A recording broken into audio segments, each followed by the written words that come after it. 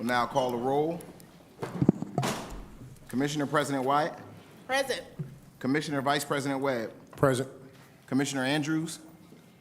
Commissioner Andrews. Commissioner Gray. Present. Commissioner Dr. Harris. Present. Commissioner Hembry. Commissioner Hembry. Commissioner Johnson. Present. Commissioner Malone. Commissioner Malone. Commissioner Smith. Commissioner Smith. Madam President, we do have a quorum. I will now call the roll of the administration. Thank you. Mr. Rashawn K. Hassan, Superintendent. Present. Mr. Cameron E. Cox, Chief Financial Officer, Board Secretary. Dr. Mark A. Williams, Deputy Superintendent, Chief of School Management. Dr. Elizabeth Filipados, Chief of Student Services.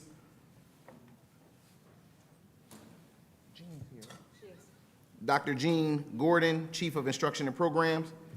Mrs. Carletta Jones, Chief of Human Resources. Mr. Vashawn Lamont Hill, Chief of Marketing and Communications. Dr. Danielle Mastro Giovanni, Chief of Equity and School Improvement. Mrs. Khalifa Shabazz, General Counsel.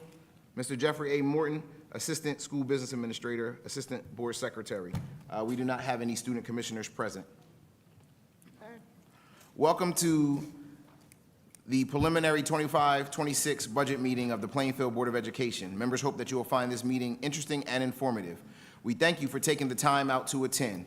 Please be advised that this and all meetings of the board are open to the media and public, consistent with the Open Public Meetings Act, and that the advance notice required therein has been provided to the Courier News to tap into Plainfield on Tuesday, March 11th, 2025, to be advertised on Friday, March 14th, 2025, and also provided to the Plainfield Public Schools District website, Plainfield City Clerk, Police Department, and Public Library for posting. Madam President. All right, thank you. Good evening again, everybody. Good evening. All right, so before we get into this budget hearing and have the superintendent and our chief financial officer present the budget to us, the preliminary budget, we are going to honor our varsity boys basketball team. That is why they're here. We are going to get to it. I'd ask that our commissioners meet me at the podium, and yes, everybody please stand.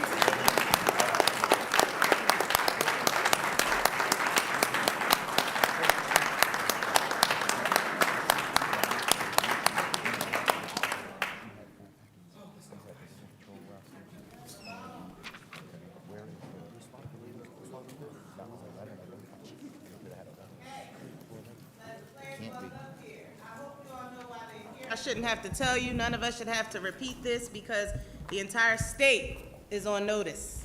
Absolutely. All right, Plainfield is not to be messed with. Right, guys? Yes, ma'am. Yes, ma'am. I see you chose violence today. You did. All right, so we know that you guys just won the state championship, right? Before that, it was the county championship, and before that, it was the conference title, and it was the Christmas tournament, and you just been winning all your games. I mean, that's what it is, right? All right, so we are here to honor your entire season. Obviously, you are #1 in the state champions, and soon you're about to play in a national tournament, which we believe that you're gonna take, but get your game face on and get ready for that because the work is not done. I'm glad that Coach Gordon let you guys come tonight and that you're not at practice. He gave you a day off, I see. Maybe, I don't know. I don't know. I don't know. But we wanted to make sure that we honored you guys. Today is a budget hearing. It's not like our official board meeting for the month of March. However, this is fresh, and we should celebrate you guys today, next week, and every week after. I mean, we're gonna just keep celebrating you guys because you showed us how resilient you are and how much hard work you put in on the court and off the court, and we want to show you guys how proud of you we are and let you know that we continue to support you. So we do have a resolution here that I will read to you, and we have copies of the resolutions for any of you and your coaches or your parents who may want a copy. Okay, so make sure you get these. They framed them in nice red things. It's cool. All right, so I'm gonna read this resolution. Oh, good. Okay. And I gotta put it up like this because I'm a little short. All right, proclamation to honor 2024-25 Plainfield Boys Varsity Basketball Team. Whereas the Plainfield Boys Varsity Basketball Team had an extraordinary and historic season, culminating in their victory as New Jersey Group 5 Group 4 state champions, an unparalleled feat that has secured their place in the Throne High School Basketball National Championship Tournament, presented by Gold Level Sports Entertainment and the NBA Players Association. And whereas the team has demonstrated unwavering commitment to excellence, hard work, and perseverance throughout the season, overcoming challenges both on and off the court, and earning the remarkable distinction of being ranked #1 in New Jersey by NJ.com, the first public school to do so in 25 years. Whereas the historic achievement is a testament to the team's resilience and teamwork, making them the first in 13 years to win the Christmas tournament, conference title, county tournament, and state championship in a single season, bringing immense pride to Plainfield. And whereas, under the exceptional leadership of head coach Mike Gordon Jr., the team's success has been driven by more than just athletic ability. His mentorship, vision, and dedication to player development has shaped these young men both on and off the court. Supported by his dedicated coaching staff, assistant coaches Ronald James, John Griggs, Deron Montgomery, Andre Dabney, Craig Jackson, and Anthony Sciambino. Did I say Sciambino right? Sciambino. Along with youth coach Amir Gordon. Where is the youth coach at? All right. Up there where he belongs. He's always up top. The players have not only excelled athletically, but have also embodied discipline, respect, perseverance, and unity. Their commitment to both sports and academics exemplifies the true spirit of scholar athletes, serving as an inspiration to their peers and the entire community. And now therefore be it resolved that the Plainfield Board of Education and the entire community extend our deepest congratulations to the Plainfield Boys Varsity Basketball Team for their historic accomplishments and for representing Plainfield with the true Cardinal pride at the highest level. And be it further resolved that we commend every player. Number 0, Esias Jackson. Number 2, Kamai Lowry. Number 3, Marcus Richards. Number 4, Jarrell Calhoun.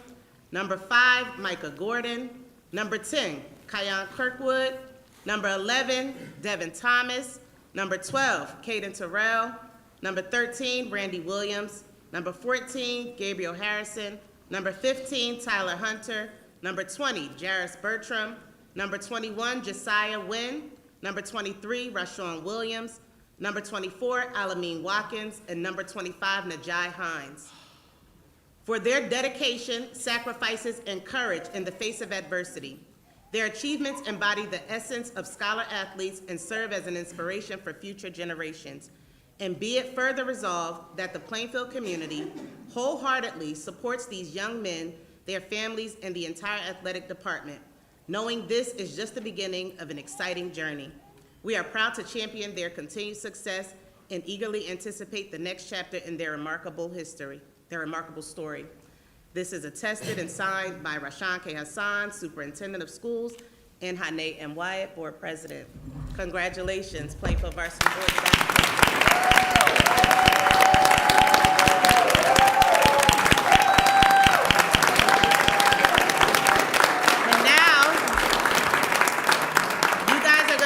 Your coach is going to take this proclamation, the one that's framed. Again, we do have copies if you all want them, but I'm going to invite any of you players who want to come up and give a few remarks before I let your head coach speak and your assistant coaches. So if any of you want to share, don't all jump at once. Let's go, Micah. You're standing right here. Come on, Najai. You coming? All right.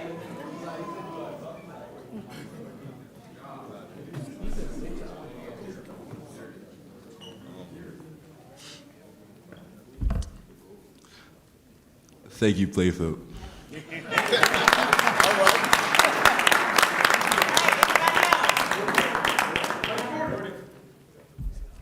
Thank you, Plainfield.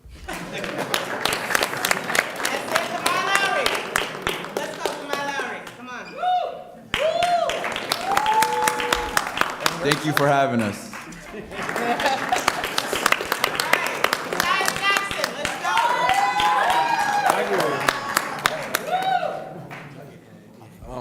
Just thank you and your continued support with us throughout the whole season. Thank you. All right. Yep, number 10, you looking around, and I see your number right on your sweatshirt.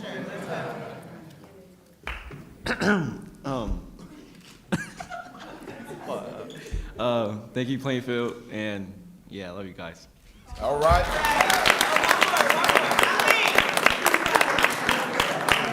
Come on. You gotta close us out for the team. You can't just say thank you, Plainfield. That's not gonna work. Let's go. All right, let me talk. I'm not giving the speech, bro. Well, I just want to say I appreciate all y'all. Thank you for believing in us when nobody else did. Thank you for putting all this money into us. And I'm happy that we was able to get y'all the championship and put on for the city. We appreciate it. All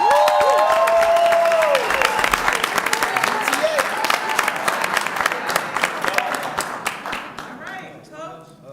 Let's go. Whoa. Settle down.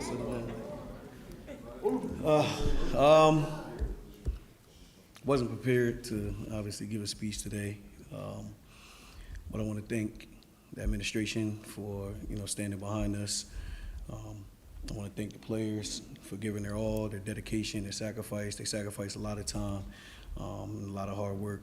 I said it before, I'm a maniac, and they got to deal with me every day. And they did it. We put it all together before the season started. I would say almost a year ago. We wanted to do the trifecta. So if you guys don't know, the trifecta was to win the conference, to win the county, and win the state championship. And we accomplished all three. And it attests to these guys, like I said, hard work, their dedication, their sacrifice. So thank you to the community. I'm going to shout out Coach T-Bone, Terrence Johnson.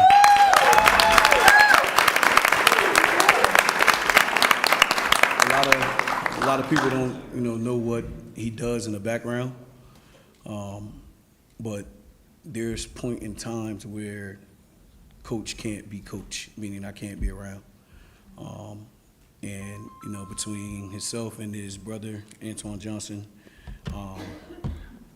they hold these guys down. Obviously, we all know what he does in the community with the Yes League and the other programs, but our bond has been 25 plus years strong and counting. You guys probably don't know, but he's going to, coach for us in this upcoming event, the Throne, being that now coach can't, be coach. And with his continued work with these young men, I know we'll continue to be great. I want to say thank you to my wife. Over these last few years, I spent a lot of time with these kids, which obviously takes me away from my family at times. So she's the backbone to everything that I do. She's the backbone of this family. And she treats every one of these young men like, they're our kids. So I want to say thank you. I love you for, always supporting me in this journey. I want to thank my coaching staff. Coach Jackson been rocking out since day one. We always on the road together, taking these kids all over the place. Coach Greg's coming in and dropping knowledge on these young men. Coach Duran. I coached Duran here at high school. So now, I can mentor him and, teach him how to, work this game. Maybe when it's all said and done, he'll be the next guy, stepping up, sitting in his chair. And then, we got Coach Shambino, who, came into our family a few years ago, and his connections are out this world. Coach Dre, who's constantly mentoring our young men and, training them to the utmost, to the highest level. And then, Coach Pitt is not here. We had a swearing in with the police department. So he's attending that right now, but he is, the driving force behind, what we do. He's the one that actually, schemes up our defenses. And if you guys know, we've been holding teams to 45.2 points a game, which is probably one of the premier defenses in the state of New Jersey. Obviously, the kids are doing it, with their hard work, but we've been, scheming it up. Thank you to the administration, Mr. Cox, getting this lovely gym together. Team effort. Yeah, making it work. Thank you to Mr. Tucker and Mr. Cone, constantly supporting us. And I want to thank you guys for always having our backs and, allowing us to, travel to events and supporting us financially. I want to thank the parents.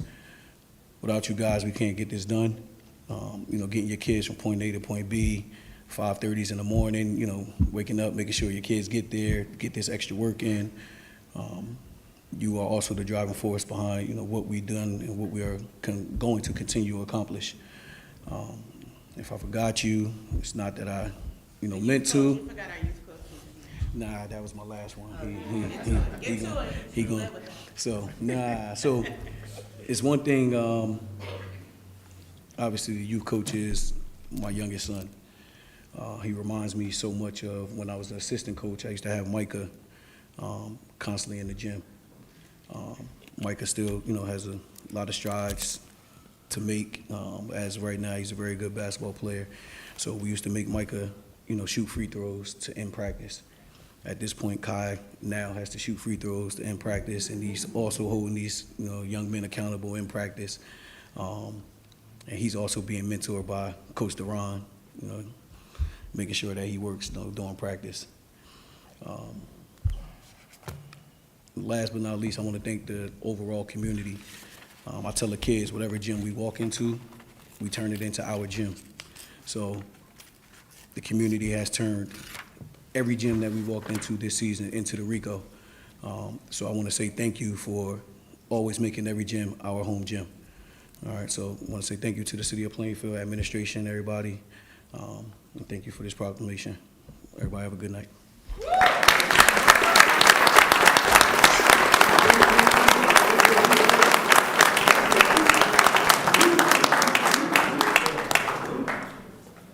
Can we have the board up for a picture?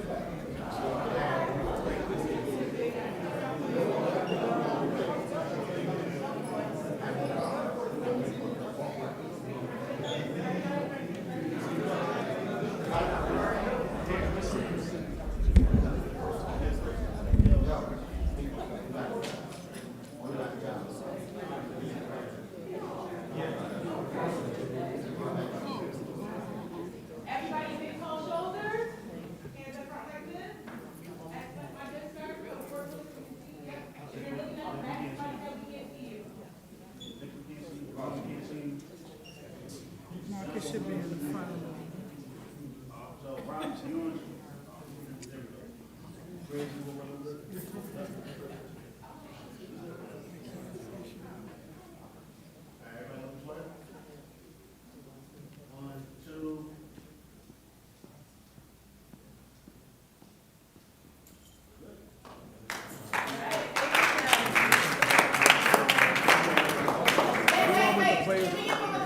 Players in the, that's all.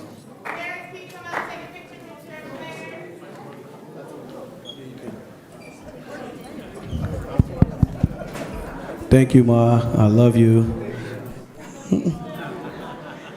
And just so y'all know, my mother used to bring the oranges at halftime and make sure these jokers was hydrated and good going into the half. So thank you, Mother. Love you. If you don't follow me on Instagram, follow me, WBF Micah, yo. For real. What you say? I didn't say anything.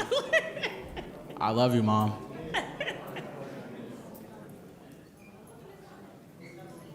I love you, Mom.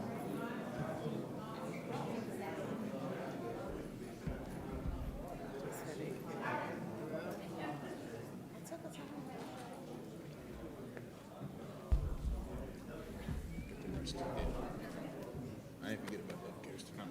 Got you.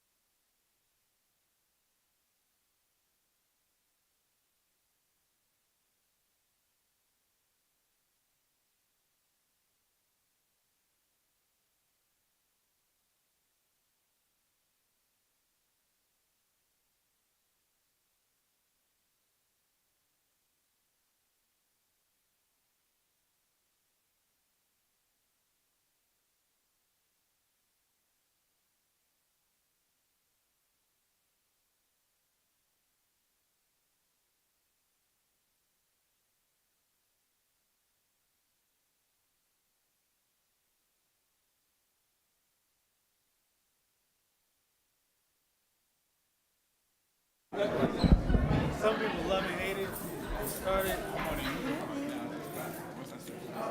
Yeah. The sweater? That one, that was enough already. He had the blue sweater on, standing right there. Mama, today is your birthday. Well, I'm about to have a mic in my hand. That's him. No, you said I only see him in pictures. And with my mind, and in the morning,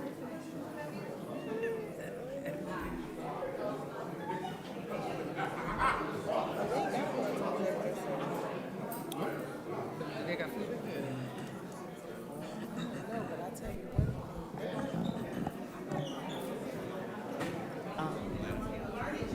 Started to, but like. Were you doing a report? That was the report. Oh, that, all right. Yeah, I ain't got this. Yeah, go ahead and get it. No, that's her. It's her gavel. We done started the meeting. I got 2.5 miles this morning. I did it. Literally, like, I went out like 6:30. Madam President, that's a word. Internet package. Is there something on the horizon? You don't have nothing in here. That's the part. All right, see you later. Yes, next week. See you next week. I'm talking like, I was hurting something when I got off work. Real good. So I was like, when I got up this morning, I feel my Brita water, the whole We thing, don't have filled no it up legal. again. Everything is public. I Plainfield basketball. 2.5 this morning. A little glitter. We're fasted too? Got to, bro.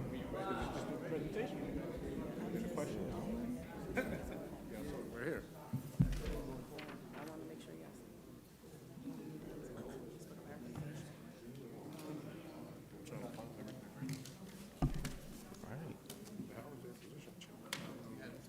It's okay, we're gonna ask about it sometime.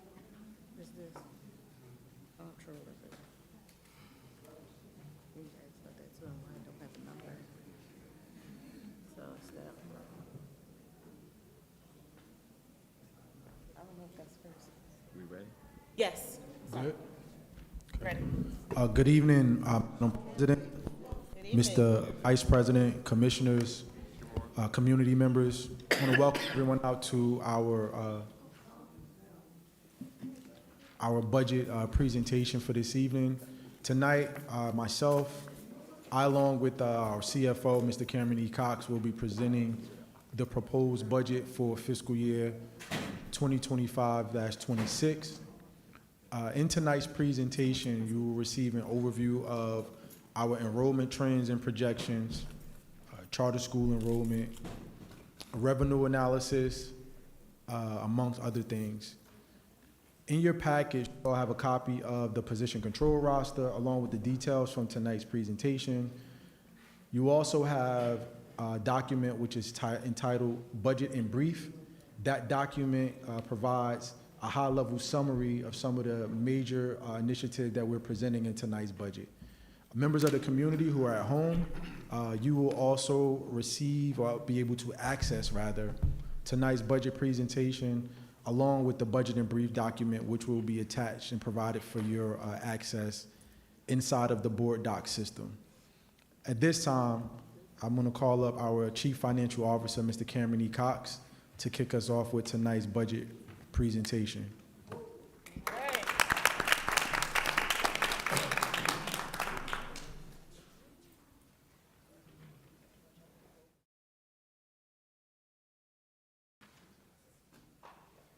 Thank you, Mr. Hassan, for, as they say, bringing me out.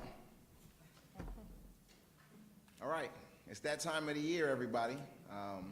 We look forward to presenting a responsible budget on behalf of the superintendent in his collaboration with the board, as well as ensuring that we align all of our actions strategically with the 5-year board-approved strategic plan. Plainfield Public Schools, our mission and partnership with our community are accountable for creating a safe, inclusive, nurturing, learning environment for all students to achieve their maximum potential. And as Mr. Hassan started, we generally like to kind of show you where our district is trending from an enrollment stance. So that way we see why it is that we made some of the decisions that we made based upon the students that we need to service. And so a cursory review, you can see for our general enrollment here in the district, we've taken a slight decline from the 24-25 enrollment for general enrollment compared to where we're projected with our, oh, you all right back there, Nick? Okay. Compared to where we're projecting our enrollment to be for next year. Our chart, oh, I got the, okay, thank you. For our charter school enrollment, you'll see that trend steadily is climbing. Plateaued slightly, but it is still every year, year over year climbing. And additionally, our preschool enrollment has taken a little bit of a decline, which will again be explained in detail a little bit later. We've had some changing trends when it comes to our students that receive some level of special education programming. That height was realized for our last 10-year trend between the 2019-2020 school year. And I would like to really give a shout out to Dr. Elizabeth Filipatos and her team. We've really worked hard on ensuring that interventions are identified, students that need additional assistance, they get that assistance as soon as possible. And ultimately, at the end of the day, it helps us ensure that our students have access to the proper, fair, and appropriate education. For that charter school enrollment, we wanted to give you, just to itemize that, because that is always one of our budgetary drivers, is how the enrollments in our charter schools here that the city services, their enrollment goes up. As you can see, over our last 10-year trend, 10 years ago, we were at a little under 1,200 students. Next year, we're projected a little under 3,100 students. So that's approximately 2,000 student increase over the 10-year trend period. And we'll see that as a key driver as we move later on to see why our budget has gone the way it has for this next school year. I want to bring it to the first highlight because it will be asked, I'm sure. We have not, the school district, I want to be very clear, the school district has not raised local levy taxes for the portion that comes to the school district in 6 years. And so with this budget, we currently have a 2% increase listed here in our revenue projections. That 2% increase equates to a little over $530,000. And that $530,000 comes out to be $46.97 increase over 12 months for the average assessed home here in the city of Plainfield. Mr. Gray has asked previously, and he's also asked tonight before we got started. We talk about our aids and our special revenue accounts. You can see, and we'll really dive in deep later in the slideshow, that all of those reimbursements, all of those special revenue funds have gone down, and there's obviously an explanation for that behind with the federal trends prior to the most recent federal election, but also the expiration of what's claimed or is deemed as the COVID era federal funds. With that notwithstanding, our total revenues for this year stand at $338,293,129. All right, and I just want to draw your attention here once again to the general tax levy.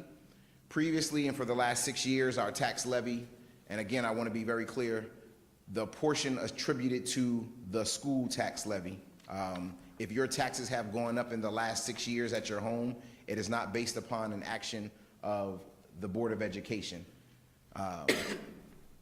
So the school tax levy for the last 6 years has been $26,018,540. In this proposed budget for 25-26, we're proposing the full 2%, with the difference being $520,371. Again, that's the full 2% of the tax levy. Debt services, because we're getting to the end of some expiring debt, has actually gone down slightly because we have less interest to pay, giving the total tax levy of $27,601,267. And so I want to kind of dive into a scenario here. So tonight, I want to say Cameron E. Cox, lifelong resident, has two options that he's asking the board for, humbly and respectfully. To ensure that we can continue to do the great works that we have accomplished here in the last few years, to ensure that we can uphold the moniker of moving Plainfield Public Schools forward, to ensure that we can continue to invest in the strategic plan as outlined and approved by the board. The 2% we've already budgeted for. What we are asking the board to consider and or approve is two additional scenarios. We have not raised taxes, we have not raised local property taxes on behalf of the Board of Education in 6 years. As such, with the expiration of additional school aid, S2 expiring, so districts, SDA districts like Plainfield, to ensure that they got their proper level of adequacy when it comes to a funding formula, that is also expired. We did receive a slight increase this year from the state, but that is the end of it. The big chunks we've seen in previous year, 42 million, 38 million, those will expire. They have expired. Last year, the state encouraged SDA districts like Plainfield to take advantage of any bank cap to the tune of, we had much more than we're asking for here. They were trying to encourage SDA districts to ensure their proper adequacy, not only for their educational spaces and places, but they also know that the SDA is not building any buildings or making any renovations the way they once were. So they were really encouraging school districts like Plainfield to take that initiative, talk with their boards of education, and attempt to raise their local tax levy to get to a closer level of adequacy. And so scenario one includes the 25-26 tax levy of 2%. It also includes another 15 million, which is included in our bank cap. Year after year, for the last few presentations, you've always told me how many hundreds of thousands of bank cap are expiring every year. We don't access that. And we are just trying to ensure that we have the adequacy necessary to ensure that we can truly move Plainfield Public Schools forward and give our children all the opportunities that they deserve and need. And so for scenario number one, out of the two is the highest one. We're asking for the 2% increase, as well as the $15 million in bank cap. That would increase both based on the city's evaluation of total property in the city of $1,217,819,845. That would change the tax rate for school district tax levy to 3.41%, with the average evaluation on a home being $109,068. The average tax impact would be a total, just for the school, of your total taxes would be $3,720. Now, with that being considered, what is the average tax increase? That would equate to $1,390.37. And that is more than $100 a month additional on your tax bill. And I know that is not an easy pill to swallow, nor is it easy as a taxpayer here in the city of Plainfield, as a homeowner, an easy one to deliver.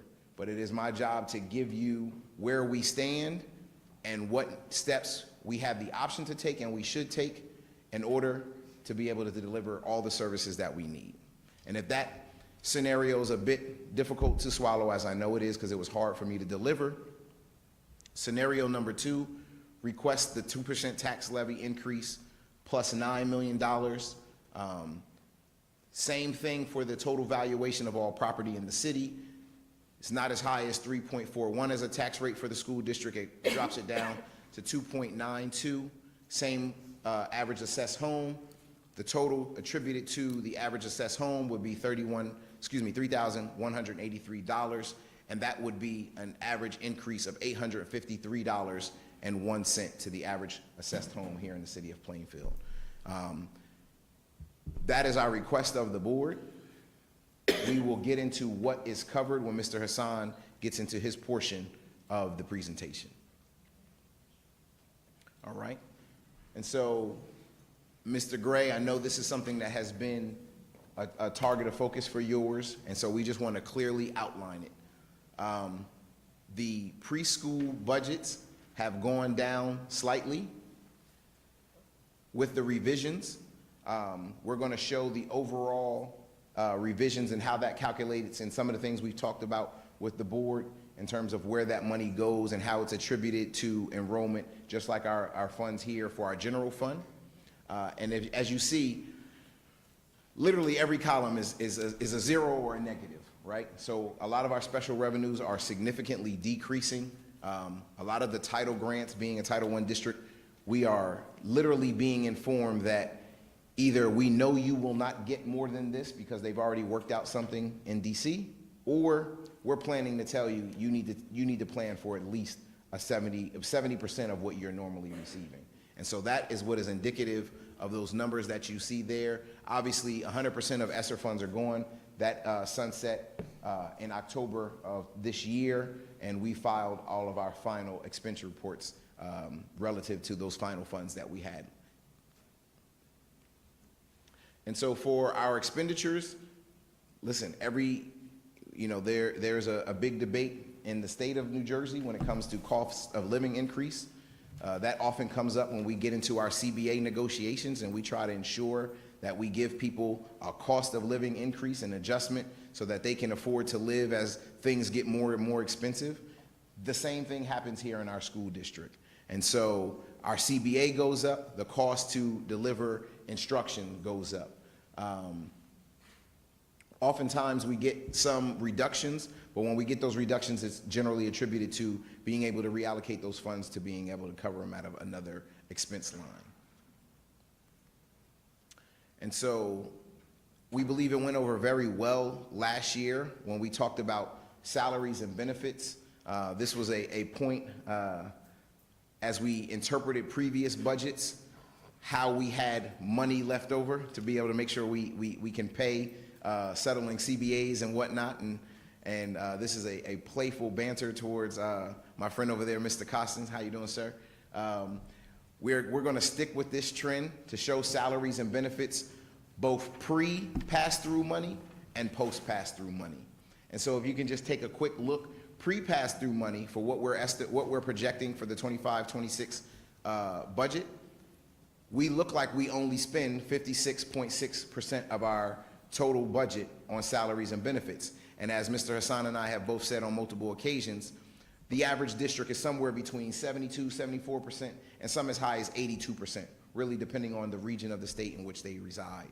And so we thought it would be helpful as the board continues to make very vital and important decisions relative to ratifying and approving us to, advertise this budget before our final budget hearing in April, that you truly see, once we take that pass-through money, anything that rests here, like non-public security aid, charter school payments, once we take that off the top of our operating expense, it gets down to the nitty-gritty and shows what salary and benefits truly represents here in our district, which projected for 25-26 budget is standing at 75.40% of our total operating. And so our appropriation snapshot shows how we cover that percentage out of not only grants, but the debt services that we talked about previously with our expiring debt, and then our local funds generated to cover our total expenditures and appropriations for the year for 25-26. So long-term debt, as we said, we tried to give you an extended trend. Generally, we only do 3 or 4 years. We thought it would be important to point out, as we announced previously, we did complete a very aggressive Apple refresh when it comes to our one-to-one iPad device initiatives. Additionally, we purchased MacBooks for all of our teaching staff so that there will be seamless integration as they go ahead and deliver instruction to our students. And so we kind of look like we had 2 payments, but Mr. Cox thus far has been very responsible with the money, so I don't want anybody to think we paid Apple millions of dollars twice. What you see here is the previously approved budget, the last payment on Apple, and then what we did was we knew what the first payment on the refresh was, but we took advantage of buying out those devices through a third-party vendor that the board previously approved to get the market value of those aging iPads and MacBooks that we had. And as you see at the bottom, our first payment on the new refresh was at $1.25 million, but we actually realized 1.262 from the third-party vendor. We only went into negotiations to complete this refresh under the auspices that it would cover that first payment because, again, we can't responsibly make 2 payments to Apple in the same year. And as you see, they helped us with some structuring. Apple has a new education arm in their financing. All school districts, when they're doing mass purchases, no longer receive any interest. So Apple has created a financing arm where they do their lease purchases for school districts doing mass purchases with 0% interest. All right. And so we continue to not only move our district, but we continue to move our facilities forward. And so last year we made an aggressive investiture to ensure sensory-compliant playgrounds at 4 locations throughout the district. All 4 of those locations are up and running and students are enjoying them, particularly as we now start to see that seasonal spring change in mid-March. We might get a little chilly morning, 34, 36, 40 degrees, but by midday when the kids are ready to go outside, we're in the 60s and sometimes even in the 70s. And so our students are truly enjoying those 4 previously installed locations, and we continue to maintain that aggressiveness. And so there were 1 or 2 schools that prior to changing this idea of going to sensory compliant playgrounds that had just recently had renovations of their playgrounds, and it really wouldn't be prudent to upgrade those. We need to let those age out because those investitures have already been made. And so the last 3 playgrounds that we need to complete will be first the Charles H. Stillman Elementary School playground. Next will be Emerson Elementary School playground. And then lastly will be the Plainfield Early Learning Center playground. As you can see, we have full renderings currently for those locations. This is currently, I'll just go back a step. I know it's slightly cut off. This is the rendering for the Stillman playground. As you see that corner, that's where that side entrance, rear entrance is for Stillman. We don't get to exact science when our architects complete the renderings, but we got very close to what the footprint and layout will be of that. And the next one is for the Emerson Elementary School rendering. Capital projects, we've been super aggressive over the last few years. We have, due to being fiscally responsible, we are not as aggressive this year as we may have been in previous years, but we are still accomplishing items on our long-range facilities plan that help us to continue to move not only our district, but our facilities forward. As you can see here, I've already mentioned the sensory playground. That investiture is $1.125 million. We're gonna really get into the nitty-gritty with this when Mr. Hassan gets his component, but we have an $8.8 million investiture into the district administration and community center renovations, and I am very eager to hear Mr. Hassan really talk about all the great things that will happen at that location. We have heard our community members loud and clear. We know we've had some heating, some cooling, some issues as weather change in some of our locations, particularly some of our older locations or locations with older unit ventilators. And so we are leveraging our buying power as a part of the ESIP and contributing local funds to ensure that we can do new unit ventilators at not only Cedarbrook K-8 Center, but as well as Evergreen Elementary School. Last year, we previously approved the phase 1 of our CTE wing, and that is aggressively moving forward. We're at the point where we're really ready to put the bow on top of the beauty, and so approval of this $2.2 million to complete that wing with phase 2 of the CTE wing will really move it forward. And we take all of our stakeholders at not only our schools, but our events.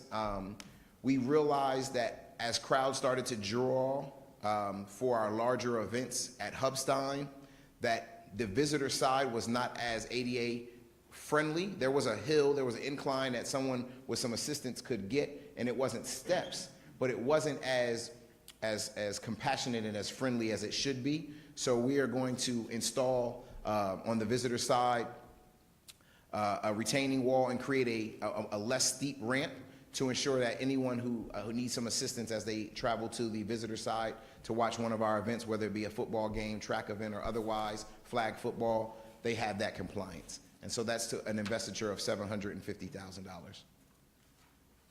All right, and we have not forgot about our capital maintenance and our 20-year board-approved capital maintenance plan. If you recall last year, we really did a focused job on beautifying our common spaces and some of the areas of our schools to just improve the overall culture and climate, ensure that we're staying in alignment with our 20-year capital maintenance plan. So this year, we are doing the classrooms of Plainfield High School. We really want to make the Plainfield High School learning environment welcoming for our students there. Additionally, because of when we built Washington Community School, we elected last year not to touch that other than the spaces like the food service area and a few hallways. But this year we are going to be painting similarly the classroom spaces in Washington Community School. And then it was a little too many small projects to list, but we've committed another $1 million to satisfy the continued effort and progress on our 20-year capital maintenance plan as we move forward. And so I believe I'm going to read this slide, and then I'm going to bring up Mr. Rashawn K. Hassan to go ahead and bring us home. And so educational efficiency and space optimization. Would you like me to read the narrative, or are you going to take it from here, sir? All right. Thank you.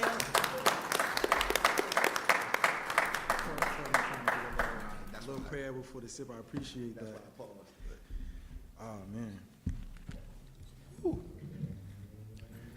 Right. So,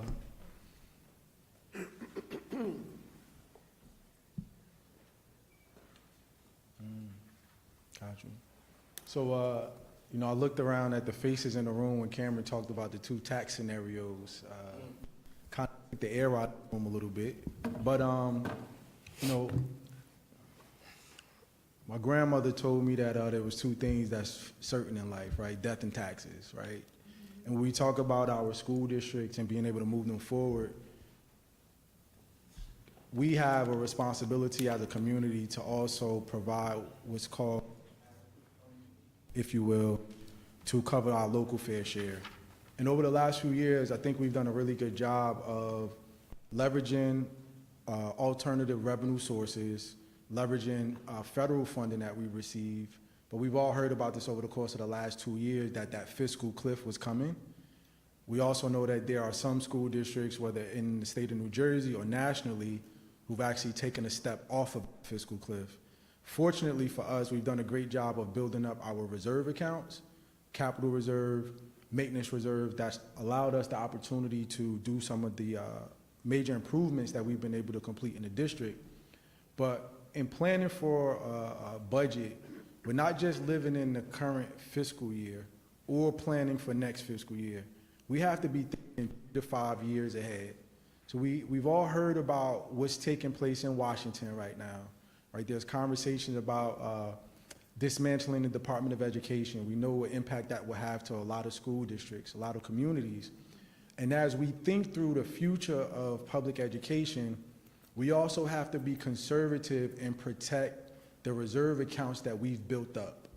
And to simplify that for anyone who's listening at home, and to make it very simple and plain for us, we cannot put ourselves in a position where we're constantly making withdrawals from our savings account to balance our checking account. Because at some point in time, the funds run out. And what we call that here in Plainfield Public Schools is simply a structural deficit. So the proposal that we're presenting this evening allows us to avoid a structural deficit, but it also allows us to protect the current reserve accounts that we've built up to the tune of roughly $13.7 million.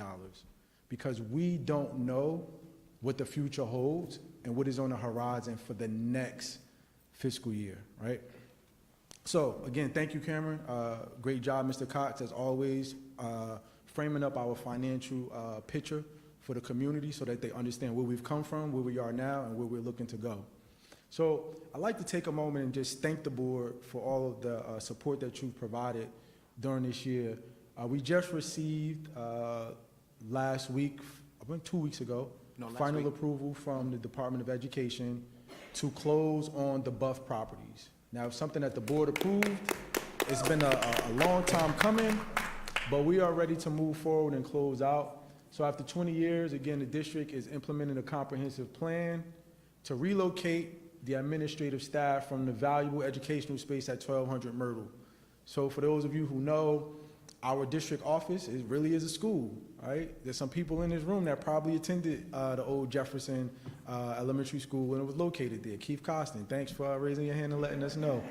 Still educating our babies, look at that.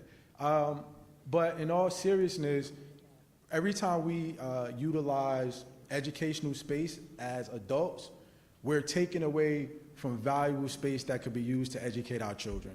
Right, so we are all aware of the demographic study that was presented to us in January. It shows that we are severely over capacity in a number of our schools, and we've put some things in place to help us relieve some of that pressure, and procuring this property is one of those steps. So just want to highlight for the community what our plan is. That is for us to repurpose the Buff 1 location, which is located on 7th, to be utilized as the administrative and community center. So for the board members, if you see in any of your detailed packages, the name Plainfield Early Childhood Learning Center, that was a placeholder just so we would not be referring to the property as Buff because we don't own the rights or the name to that. Know that the committee will work on, official name for that. So that is our plan, and we will be moving forward with opening up the Buff 2 location to help us continue to provide support for our pre-K families here in the city of Plainfield. So Governor Murphy has announced an initiative to move forward with universal pre-K, which I think is absolutely amazing. I stood before the board a few times, and I've shared with you that I truly believe that having solid pre-K programs is really the game changer and the difference maker to move our students ahead. So with this approval, we will be allowed to open up the Buff 2 location, and that allows us to service up to 155 students, in addition to the students who are currently being serviced and supported in our PSD programs that are actually located in some of our district elementary schools. So in totality, our school district will be serving roughly 222 pre-K students in the 25-26 school year, in addition to the more than 1,000 students that are currently being served by our providers. So I like to say that I believe we are ahead of many other school districts as it relates to the governor's initiative for us to be all in on pre-K education. I want to share with the board also that this is not going to cost us anything as it relates to our general operating budget, except for the renovation of that Buff 1 location so that we can convert it into administrative offices. All costs associated with operating our pre-K programs, that will be handled from out of the PEA special funding and revenue that we receive from the state of New Jersey. Moving on to some of our major programs and initiatives. In the last few years, the board has been absolutely gracious in supporting the initiative that we've presented to you all. And we've done a lot of things over the last few years, and I just want to remind everyone of what some of those things are. We've gone full-fledged with our esports programs and initiatives. We've expanded our CTE programs, upgraded facilities, purchased new Apple devices for our students and our teachers. We've beefed up professional development. We've hired more professional school counselors so that we can have that ratio of one professional school counselor for every 150 students. We've hired intervention teacher assistants to provide that support to our Tier 3 students across elementary schools. We've done those things and we've made those investments. Now, as we look at our programs and initiatives, we're not coming to the board saying give us more money to necessarily bring more things online. We want to make sure that we are fine-tuning and sustaining the investments that have already been made and supported by the board. Now, there's a little tweak and modifications that have to happen here and there, and I'll talk through what those things are. But in large, we're not seeing a laundry list of items that we're bringing online as new initiatives. We've been very careful how we approach change management. Too much change at one time can break the system. We're not looking to break our system. We're just looking to enhance it and make sure that we're providing quality educational experiences for our students. So, in the Office of School Management, we are going to bring online an internal grant opportunity to the tune of roughly $40,000 to provide our teachers the opportunity to develop what we consider to be model classrooms. Why is this important? We use the Danielson framework. That framework has been updated. That is the observation tool that we use. And one of the domains focuses on learning environments. The learning environment is absolutely important and critical for all of our students' success. And we want to incentivize our teachers in our district to go out, apply for this internal grant opportunity so that they can build up their classroom environments. They will serve as model classrooms for other teachers and also training grounds to help other educators learn how to build up a great learning environment for their students. We're also expanding 2 schools in the district. That will be the Cook Elementary School and Paz. Both schools are going to include the 6th grade population for the 25-26 school year. That is also one of our strategies to help reduce the overcrowding that we are experiencing across our middle schools. The middle school that is experiencing the most overcrowding right now is Hubbard Middle School. Hubbard is over capacity by roughly 200 seats.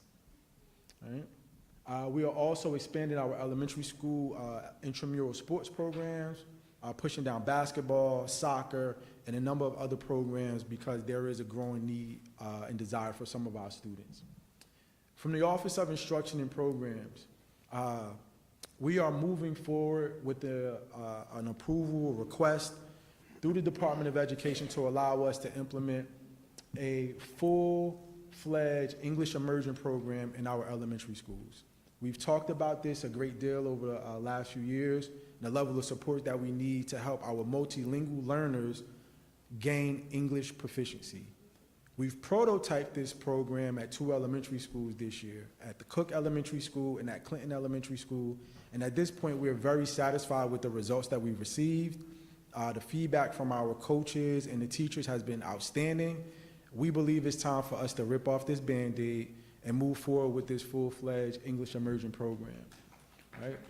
We will also continue to expand our CTE programs. We have phase 2 of the renovation projects that have to take place at Plainfield High School to allow us to bring our culinary arts lab online, but we are continuing to build out and to add more programs. So in the area of allied health, which was pretty much the focus of the last board meeting when we brought our representatives from Apple, we're also now bringing online our sports medicine track that is associated with allied health.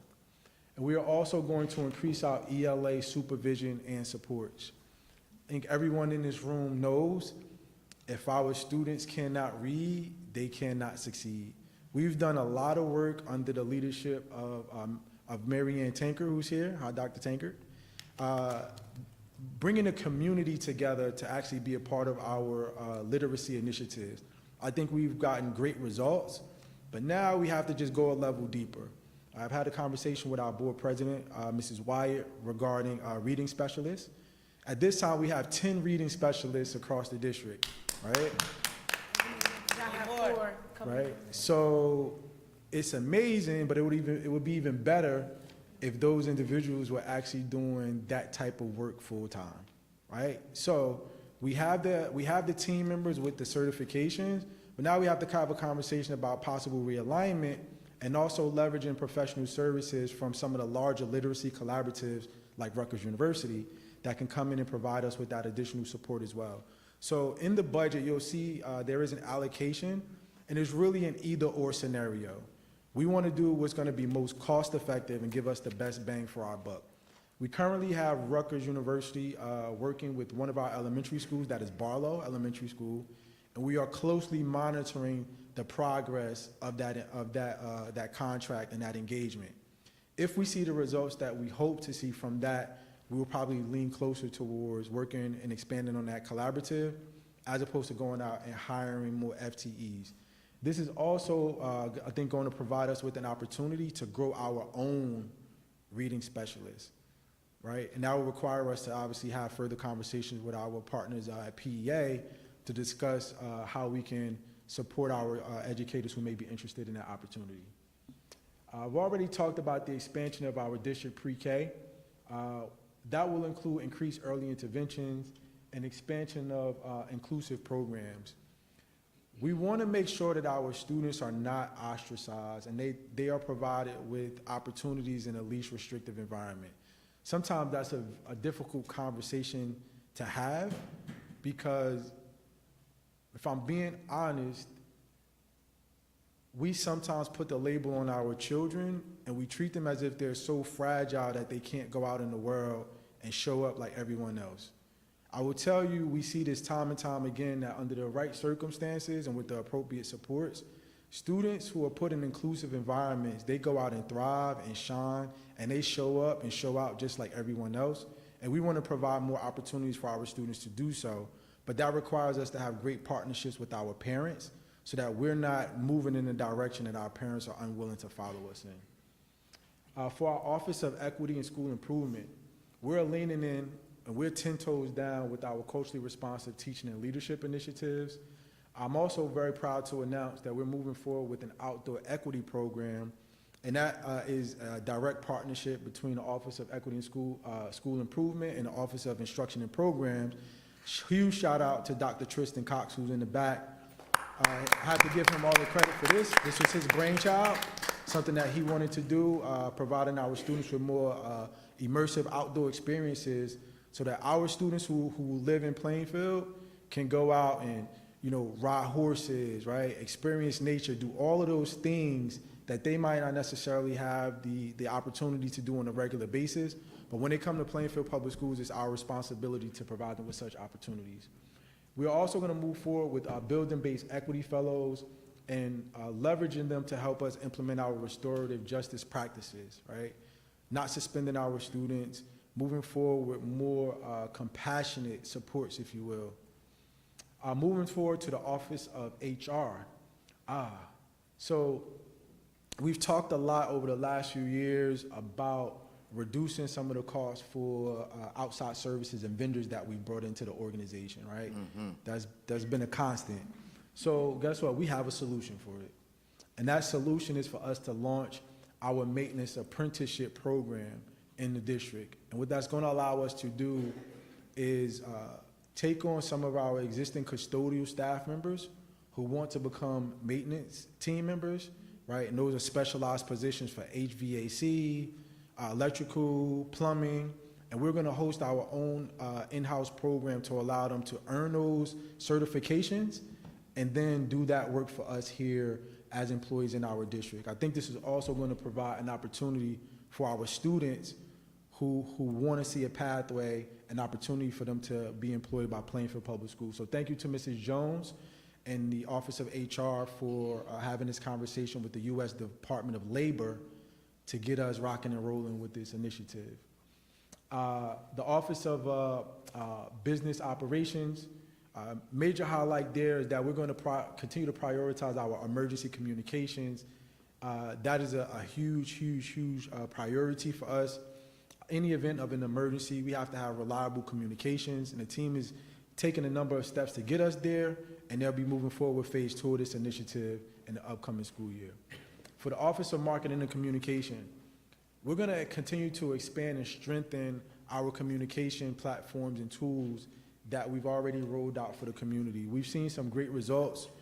You can look at some of that information a little further in the budget and brief document, but we're seeing great results across platforms such as Parent Square and also Let's Talk. In that Parent Square tool, we're sending out a weekly newsletter that gets sent out to over 12,000 stakeholders, not just internally in our organization, but guess what? I got the email addresses. We send them to the charter school families too. We want everyone to know what's going on in Plainfield Public Schools. And the last piece here, major initiatives, Under the Office of Information and Technology, we'll be moving forward with our Apple Vision digital learning initiative. So the part that the board saw at the last meeting, that's really more of an equipment upgrade to help us further expand and enhance our CTE pathways. So that is directly connected to students and teachers in our CTE programs, but there's also another side of that initiative. We're also pushing our internal initiative and our target to have every one of our educators in our district become an Apple certified teacher. So we are well underway with that initiative and look forward to even greater results next school year. So what are the key drivers for this budget presentation? The first being an increase of in our charter school payments. Now, I spoke at the last board meeting. You know, there's constant chatter about Plainfield Public Schools and the charter schools that are here in the community. I want to say one thing to everyone who's here and everyone that can hear my voice. Our job is to enhance the quality of the educational experience for our students who are here. And I think if we keep our heads down and focus on that, it's going to become even clearer for everyone in the community what the best option is.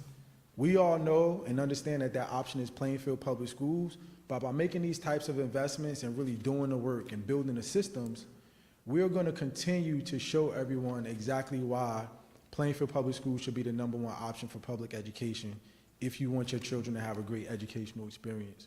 But again, the driver here being our charter school payments. We see that increase annually, and for everyone's understanding and edification, the charter schools do not get an approval for an annual increase, if you will. They have a 5-year approval that shows the maximum number of students that they can support or provide education to, but that number fluctuates. It goes up and down during the course of the year, and our business administrator, along with his team, if there is a decrease in charter enrollment during the course of the school year, we claw back any additional money before we close our books for the fiscal year.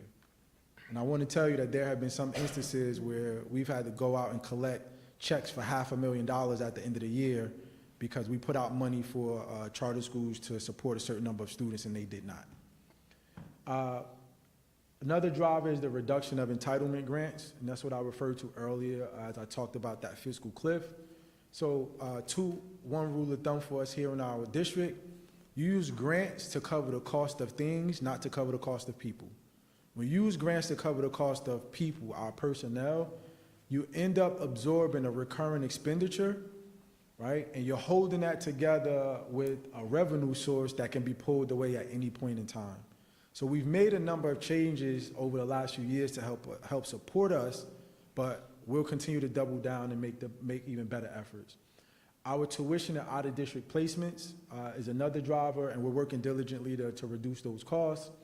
And the last, but I think probably most important, is that we haven't had a tax levy increase in the last 6 school years. And ultimately what that does, if you think about compounding interest, that's the reverse, right? So we've lost any compounded interest that we would have gained on a 2% tax levy increase over those 6 years. But in all fairness, we had a great reason for not doing it. There was a windfall of cash that came from the feds for ESSER. We also saw huge increases that came from the state as well. And when you're in that situation, I will tell you, I don't think it ever makes sense to come to taxpayers to ask them to increase their taxes when you're receiving additional funding from state and federal sources. All right, so going back to the revenue trend, if I have my New Balances on, I try to go run up those bar graphs to show you what it actually looks like when somebody's jumping off the fiscal cliff. But I think we all have an understanding of what that looks like. So as our general fund operating budget has increased over the last 5 years, we're seeing the reverse happen for our special revenue. So if we were a school district that used special revenue to just go out and hire a bunch of people, we would be up here today talking about a massive reduction in force. But because of the board members being active, going down to DC for the equity conferences, you all have been at the table when these conversations were taking place over the last 2 years, and you've brought those conversations back to us to make sure that we were being prudent and responsible as we plan for the district spending. Here again is the local tax levy, and I know, again, we haven't had a conversation about tax levy since I've been here in the district. I don't think any board member around this table, maybe Ms. Hembry, as the longest standing board member, may have had some conversation, but it's been, it's been quite some time. So there are two scenarios that are, again, being proposed and being presented. And I want to be very clear about what happens with selecting either one of the scenarios that are presented. So Mr. Cox has presented the budget proposal with the generic 2% tax levy increase. Now, all of the things we talked about today, we can in fact accomplish them by just having a 2% tax levy increase and walking away. But what that does on the back end, it requires us to make a withdrawal from both the capital and maintenance reserve accounts, and they will be depleted. So that savings account that I talked about us needing to have over the course of the next few years, we will not have it. That is why we've presented to you scenario 1 and scenario 2. Either one of those options will allow us to maintain some of those savings in our reserve account so that they are not depleted. And that is the difference in both of those scenarios. What we're really talking about here is not selecting scenario 1 or scenario 2. We have to make the withdrawals from those reserve accounts. And if we're likening it to our household budget, that's us taking the money that we usually have to the side for emergencies, a roof repair, or something happened to the car that you didn't expect was going to happen. Things become very difficult when you don't have available funds to help support with future budgeting in that manner. And to talk about our next steps, and I'll pause for questions. We're here tonight for our review of our preliminary budget proposal. The next step would be to submit the preliminary budget to the county, executive county superintendent for review and approval by March 20th. We would then like to move forward with committee meetings under the leadership of Commissioner Johnson and his team to really continue to just have these conversations, right, in case there's changes that need to be made, additional considerations over the course of the next few weeks, and then going into the public hearing and the formal adoption of the budget. Tonight's, and the deadline for the budget adoption is May 14th. So tonight's approval allows us to go out and submit what is a preliminary budget. The final adoption takes place April 29th, right? Very important for us. So tonight is really the procedural aspect, making sure that we're in compliance. And I'll now move forward to any questions and answers to the Q&A session. So any questions? I have answers.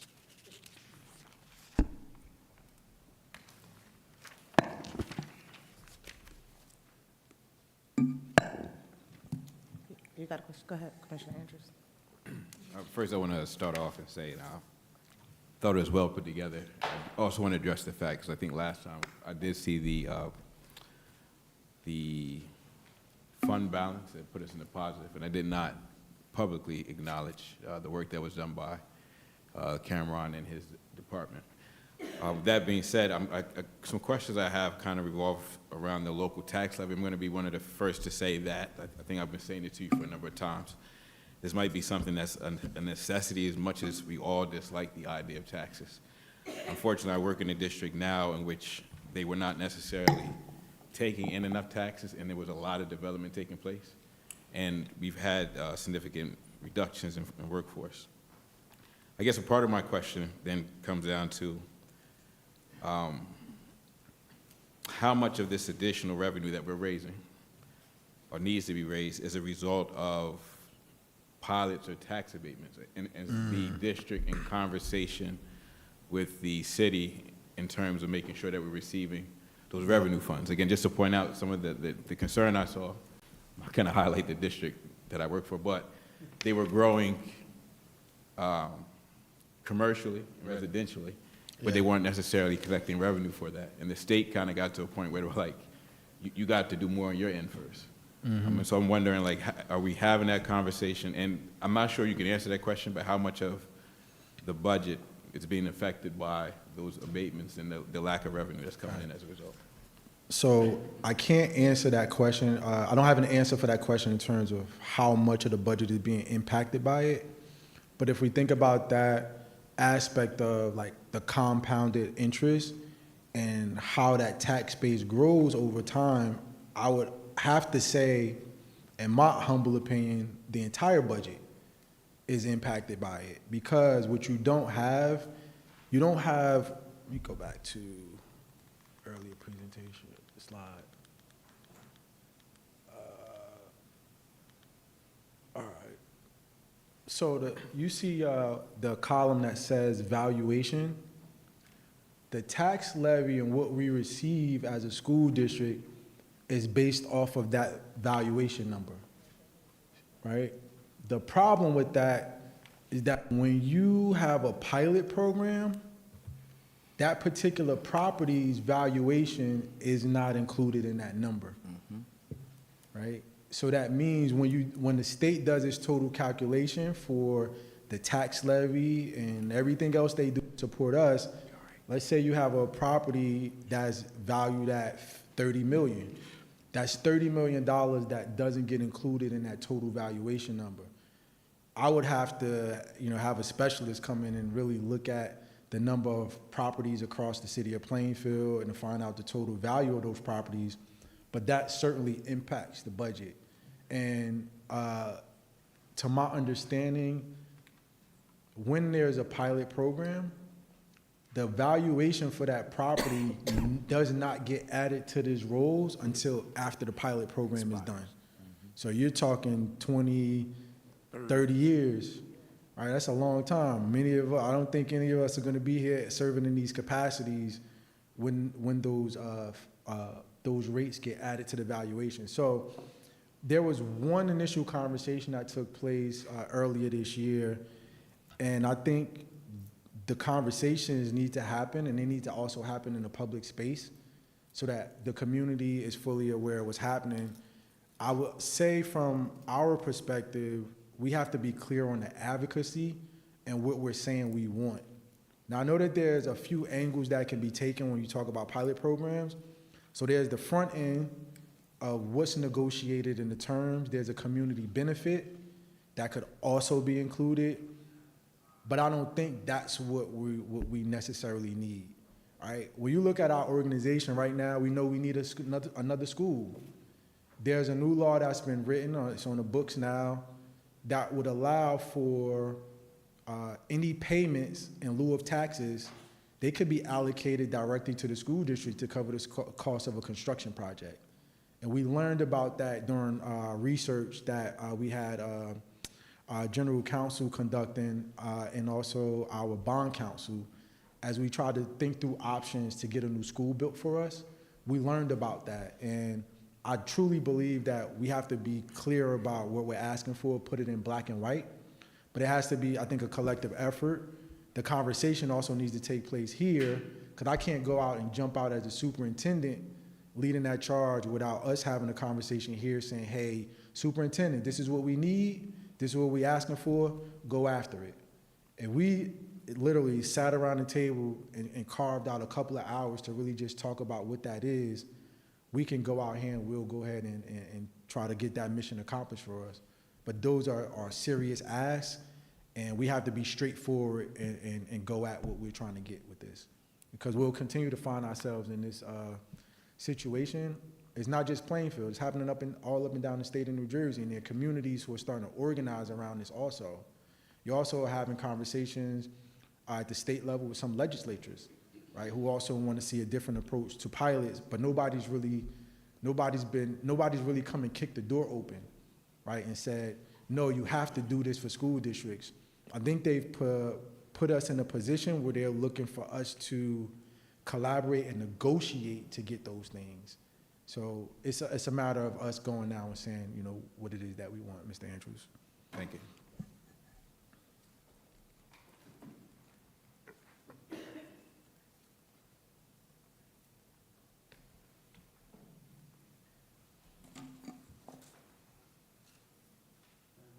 Madam President, excuse me. Can I Yes, pose a go ahead. question? I'm sorry. Yes. So I want to thank Superintendent Hassan and his team also. Cameron Cox, wonderful job at presenting the budget. I really appreciate the thoroughness and overview. So one of my major, hold on one second. One of my major concerns, and I've been like sort of like Paul Revere, like saying like the economic cliff is coming, or the ESRA cliff is coming rather, since September 30th, kind of talking about the federal money that we sort of like use for its facilities and instruction, and the fact that they're going to expire soon, and sort of like bringing that up and figuring out ways that, okay, how can a district still accomplish its goals with the strategic plan, but then also figuring out ways that, in light of the federal and state deficits here, that we can continue the goals, lofty goals that were set during the strategic plan. So my three biggest concerns is the fact that besides the ESRA funding no longer being available, the money for preschool expansion, the governor has said in no uncertain terms that he's interested in universal pre-K throughout the entire state. Plainfield has had universal pre-K for a very long time, but we're losing now money. I think it was somewhere around $4 million that's going back based on projected enrollment numbers. But when I see families in my neighborhood, I see that they still need this pre-K care for their 3-year-olds. And when I look at the numbers, particularly the numbers from the pandemic, we see an increase in birth rates, right? Now, those children who in 2020 were born, 2021, they now turn 3. So I'm just trying to understand what's the district's sort of concerted effort and trying to make sure that we get that projected enrollment cut that we had. Is there a way that we can get that $4 million that we are potentially going to lose for the projected enrollment numbers? And the second thing that I'm really interested in is the Medicaid reimbursement that we're going to lose from the federal government. So I know the state does their reconciliation, or the budget, the state at the same time, they gave their address in February. There is a timeline they have for budget reconciliation. Is there any way that through the state's budget reconciliation process, we get to expand Medicaid reimbursement to make sure that we can accomplish the goals that we need for special education students? Yes. Great questions. I'll start with the preschool education. So you're correct in stating that we've had universal pre-K here for decades, and that was a part of the landmark case, Abbott versus Burke, right? That called for that here. We continue to receive the funding from the state to support that. The reduction that we're seeing, although unpleasant to see, to be transparent about this, the state probably should have reduced our funding for preschool education a few years ago. And here's why. When the pandemic hit, the preschools, every district was instructed to hold the preschools harmless, right? Meaning, if you received a budget to support 200 students, but you only service 100 during that school year, school districts were informed you have to still pay them the full amount. That went on for 2 consecutive fiscal cycles, right? If you recall, there are some instances where we came to the table and we had to talk about trying to get money back from some of the centers. That's why. So again, you have all of these funds that were floating out there. It didn't come back to the district. It didn't come back to the state. We were ahead of this. We wanted to make sure we got things in order. So we were already working on this over the last 2 school years. The reduction that we see to the tune of roughly $4 million, that's because there are roughly 226 seats that are still open right now or unfilled in pre-K centers here in the city of Plainfield. And that is as recent as this week, looking at the seats and our enrollment numbers. And there is one center in particular that's received funding for, I can't remember what their total enrollment number is, but they're short 80 students right now. right? Think about that, 80 students. We've been in some pre-K centers. 80 students in a pre-K center, that's a whole school, right? So that organization has already received a huge portion of that funding, but they haven't been able to fill the slots. So this is a much larger conversation that's gonna take place with our providers, who, by the way, I think do a great job, right? But this is also about accountability and right sizing now, right? So we're gonna change our process in terms of the contracts that we bring to the board with the enrollment numbers to make sure we're appropriately looking at trends over the last 3 to 5 years, looking at fill rates, et cetera, before we bring those contracts to you all. Our goal as a district is not to take seats from the providers. The state's made it very clear they want the provider seats to be filled first before they would ever give us the opportunity to expand and bring more students in district. So that aspect is taken care of. Now to get to the marketing component and to communicate, the marketing and outreach, we are condensing our enrollment process. So we usually do a mass registration process that's really just been centered for kindergarten. That is going to be combined with pre-K. We're bringing that together to make it a one-stop shopping experience for our families. We have mailers that have been created that are going to be sent out to every household, and they're nice mailers. They're not the one that was brought to the board meeting, I think, a year ago.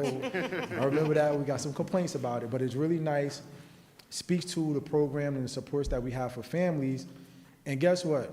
Each one of our providers, they have a dedicated staff member that is responsible for their community outreach to also go out into the community to help them reach their enrollment targets.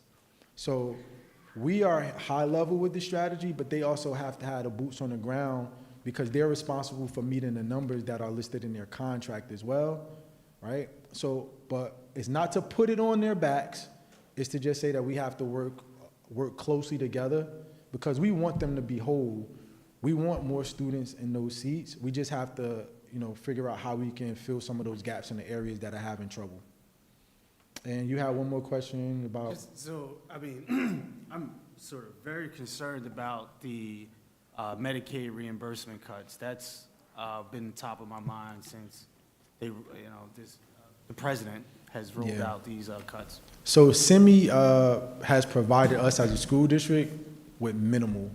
Like, it's to a point where some team members, I think Mr. Cox, Dr. Filipados, wonder if we spend more Than it's worth because of the manpower that goes into submitting the forms and all of those compliance documents when you think about the return that we get as a district. It's not a lot. I don't think we've eclipsed 200,000.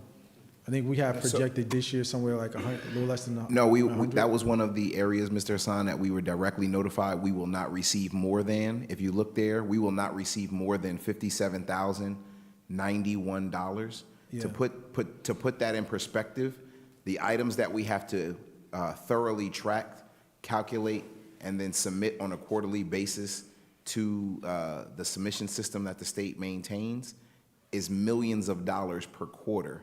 And so if you just look at the trends, in 23-24, we received a total semi-reimbursement, which is the Medicaid reimbursement, of $286,754. We got the same exact budgeted receipt for this year, and they've already told us no matter what you do, you still need to participate, you still need to track millions of dollars per quarter, you will not receive for the year more than $57,000. And so yes, it does hurt to be cut, but we have a lead specialist that works in the Office of Student Services. The $57,000, now multiple people had their hand in this process. That does not even cover their salary, to put things in perspective for you. Did I get all your questions, sir? Yeah. Thank you so much. You're welcome. Madam Do you have any President? more questions from anybody else? Okay. So upon our approval, we'd be approving the budget, which includes the position control roster. If we have questions on any items on here, do we discuss it here or will we go into exec? So, If it's about a particular title, of a position that we currently have, there are some vacancies in here, then we would need to go into executive session. What I would say is if you want to discuss items that likely a person would know that you're talking about them, then it's personnel. If it's a basic conversation, then it has to be done in public. If they're vacancies, that means there's no person in the role There's no right person. now. But if it doesn't say vacancy in front of it, if it's, That means that that's a person, like the position is currently held by somebody. And if there are questions about that, then we should go in executive session under personnel. okay, before we do that, I have a couple questions. I'd like one and a half. So first, thank you, Mr. Hassan. Thank you, Mr. Cox, for delivering this budget to us, explaining and articulating what it is that we need to understand to comprehend and approve this preliminary budget. We appreciate not having to look at a budget that is conducive of any layoffs. So we appreciate that. That's awesome. And we look forward to, like you said, bringing in more reading specialists and filling some of those vacancies that we know we currently have, that we see month after month, because we're trying to sustain this budget, which is a part of my question. We're trying to make sure that we can sustain this budget with everything that's going on at the national level and with the potential cut to the Department of Education. But at the same time, simultaneously, we're consistently looking to fill vacancies for teachers that we so desperately need, and other positions that we might need to provide the resources and services to our students.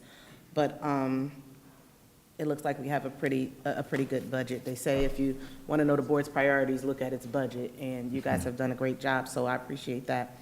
But I just kind of want to speak to the tax levy briefly, because I was at a town hall, and it was shared at that time that if the district needs any amount of money, then a portion of that money comes from the city. So there's a form that the district has to fill out, and I'm not sure if it's directly related to this tax levy. I don't know the exact name of the form. It's the A4F form. Yes, Yep. okay. So that form, did we explore this option or have any conversations with the city administration regarding, and take that into consideration before we decided? I know we talked about having this conversation and making sure that, like, this is the right time to do it. I'm in agreement with it, but did we explore that option? And is there a particular amount that's involved in that option? And do we do that ahead of April, or is that something that we do post approving the budget? How does that happen? So I think when that's a great question, a perfect question. So if I'm going back to that town hall meeting, because I was there when that was stated, I think for that to be stated and there to not be any context or conversation was misleading. And here's why.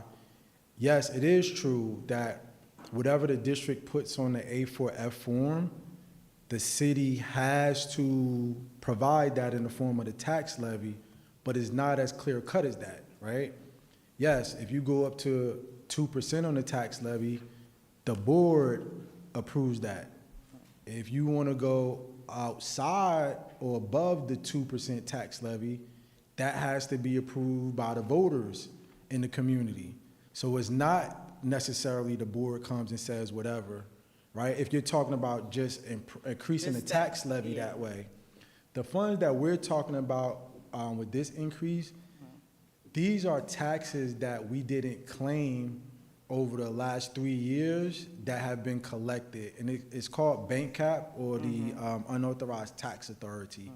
So these are taxes that should have or could have been claimed by the district over the last few years, but were not. We have in our estimated bank cap north of $50 million in uncollected taxes over the last 3 years.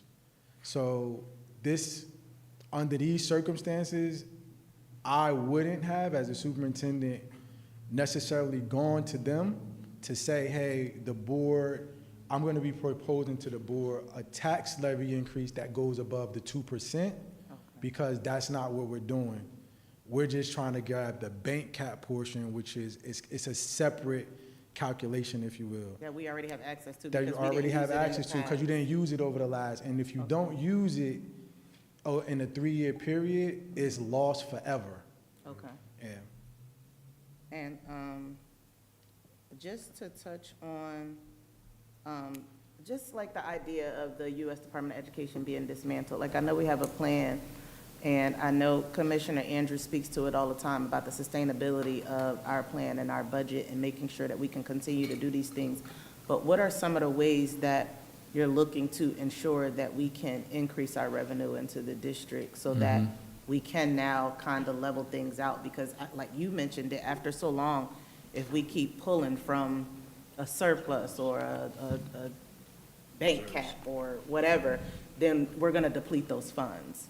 So how do we do that? And like I said, sustain that at the same time as we're trying to fill other positions, other vacancies that we need. It's not like we're just trying to add new positions, but fill positions that we currently need and Yeah. still provide the resources and services to our students. Got it. So, thank you for teeing me up for that one. I apologize in advance if anyone's feelings are hurt. Respectfully, as you look through our position control roster, you saw vacancies that I are saw there, a few, right? yeah. And what moves student achievement in the district is high-quality instruction. Having a high-quality teacher in front of every student. So we have certain supports that we put in place over the last few years, and they're constant in other school districts as well. You know, we have teacher coaches, we have instructional coaches, et cetera. What's the purpose of having a teacher coach if you don't have a teacher in the classroom to coach? Right? So those are conversations that we're having now to make sure that we are right sized in the organization and that our most critical positions or vacancies are filled first, right? By making those changes, some of those vacancies that we currently have listed right now, they will get filled by internal team members. That's just gonna be the process that kind of plays out over the course of this year. What costs us the most? Our people, right? Salaries, benefits, professional development that goes along with that, workman's comp if someone gets hurt. Like there's so many things that we budget for and we appropriate that goes into people. It's very important for us as an organization to maintain a balance and a sweet spot so that we are not going out and hiring more people than we need to operate our system. So every opportunity where we can leverage using professional services, as opposed to going out and hiring an FTE, we're gonna leverage that. So I mentioned whether or not we would use Rutgers to help support our literacy versus going out and hiring full-time equivalents. Those will bring immense cost savings to us. We're also looking at all of our programs.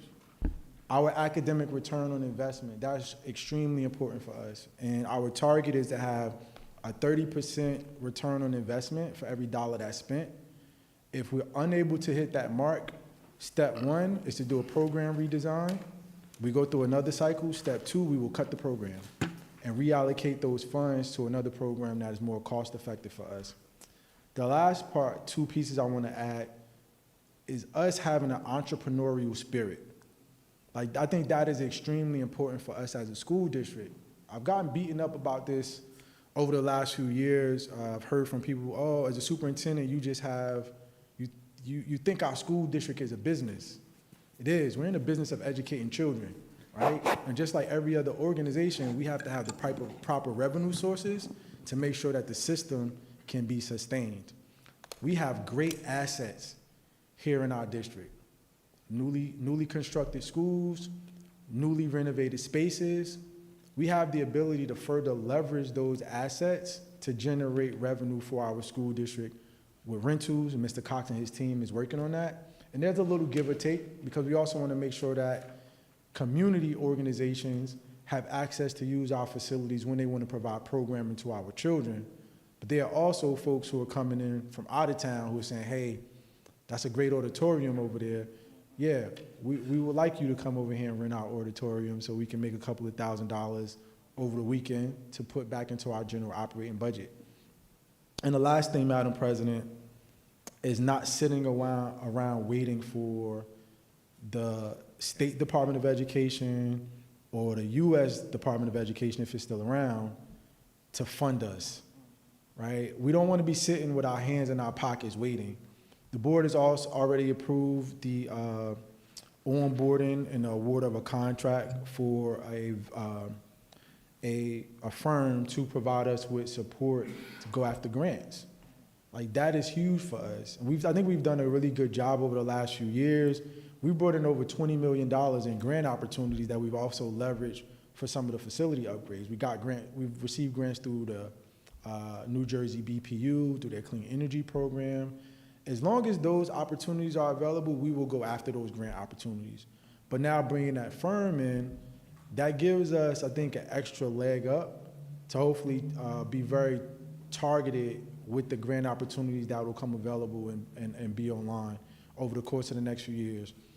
What we're hearing federally is that grants opportunities will still be available, but they will be coming down in the form of block grants, right? And block grants are supposed to provide more flexibility to the states, but the state would also have to provide guidance for us as a local education agency to allow us to go after those opportunities if that takes place.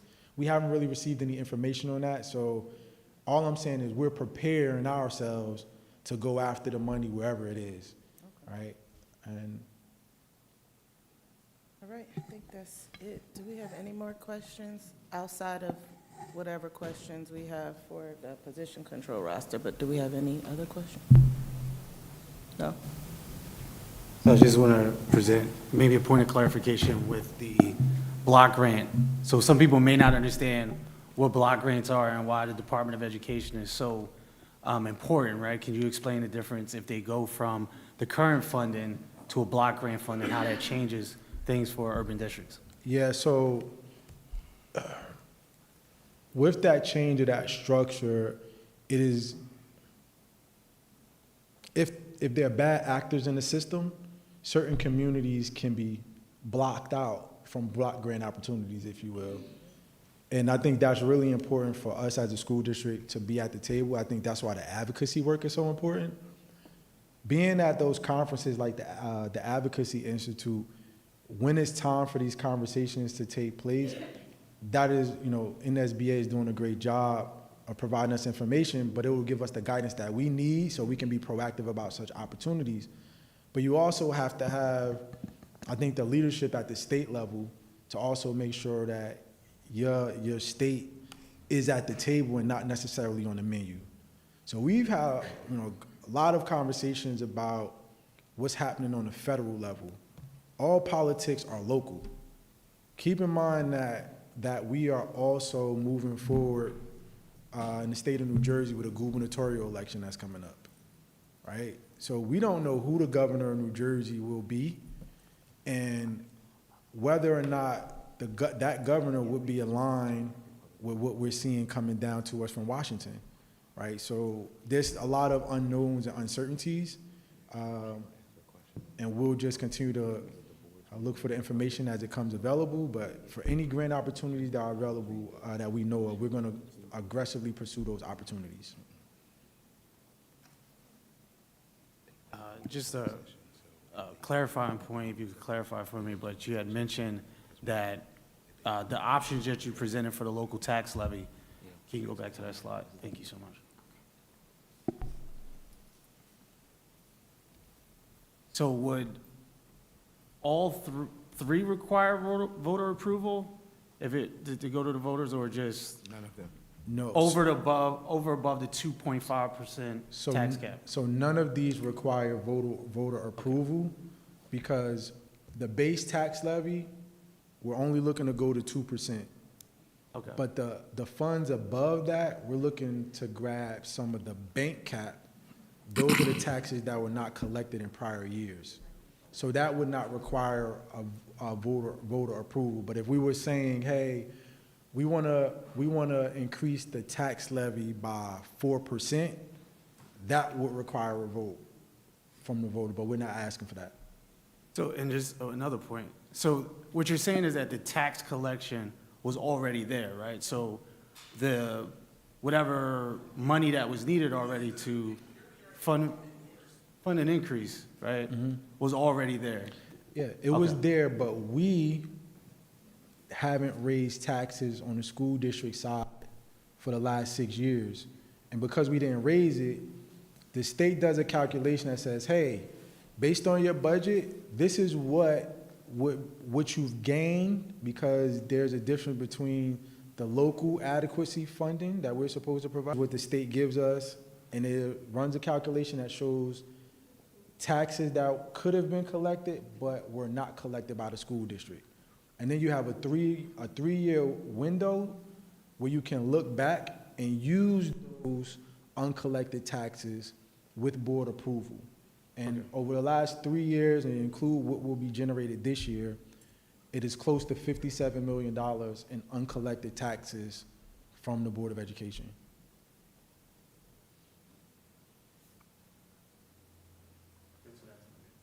You're welcome. Any more questions? No? No more questions? Okay. You wanna say?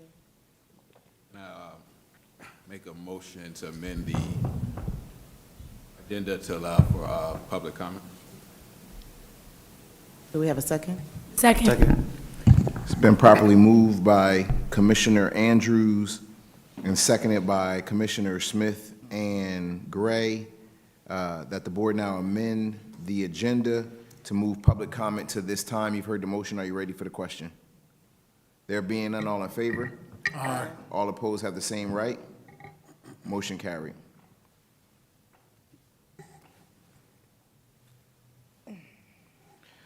At business meetings, privilege of the floor will be provided for 30 minutes for the public prior to committee reports. Members of the public in attendance will have the opportunity to raise concerns during this period of the meeting. Members of the public may speak once for a maximum period of 3 minutes by the clock. This time is not transferable from one individual to another. Privilege of the floor is now open. All right. Do we have anybody that's present in person that'd like to come? You can go up. Oh. No, he's just fixing the mic, getting the mic. You can go up. Good evening. Hi, good evening. My name is Lourdes Lord, and I am a resident of Plainfield. My daughter attends pre-K here. She's in, I don't get too specific about that kind of classroom, but I do want to make a point. One, in the year 2025, there are no inclusive pre-K classrooms in Plainfield. How I know? That's my struggle with my child, and I'm strongly considering pulling her out somewhere else for her to get it. But I just want to throw that on the record. But that aside, the real question that I have, because I'm also a member of CPAG, the Special Education Parent Advocacy Group, but I'm not asking as that person, but as a mom that has a 4-year-old in district. So with the budget cuts, the budget cuts to special education matters to me, because it's a struggle. That's not even the right word, to get services, et cetera, et cetera. So the budget cuts proposed to special education, can you elaborate on it? And/or have you guys already identified what will be cut, how will it affect the children, and everything around that? We're not proposing any cuts to our special education programs. There was no reduction in the budget at all?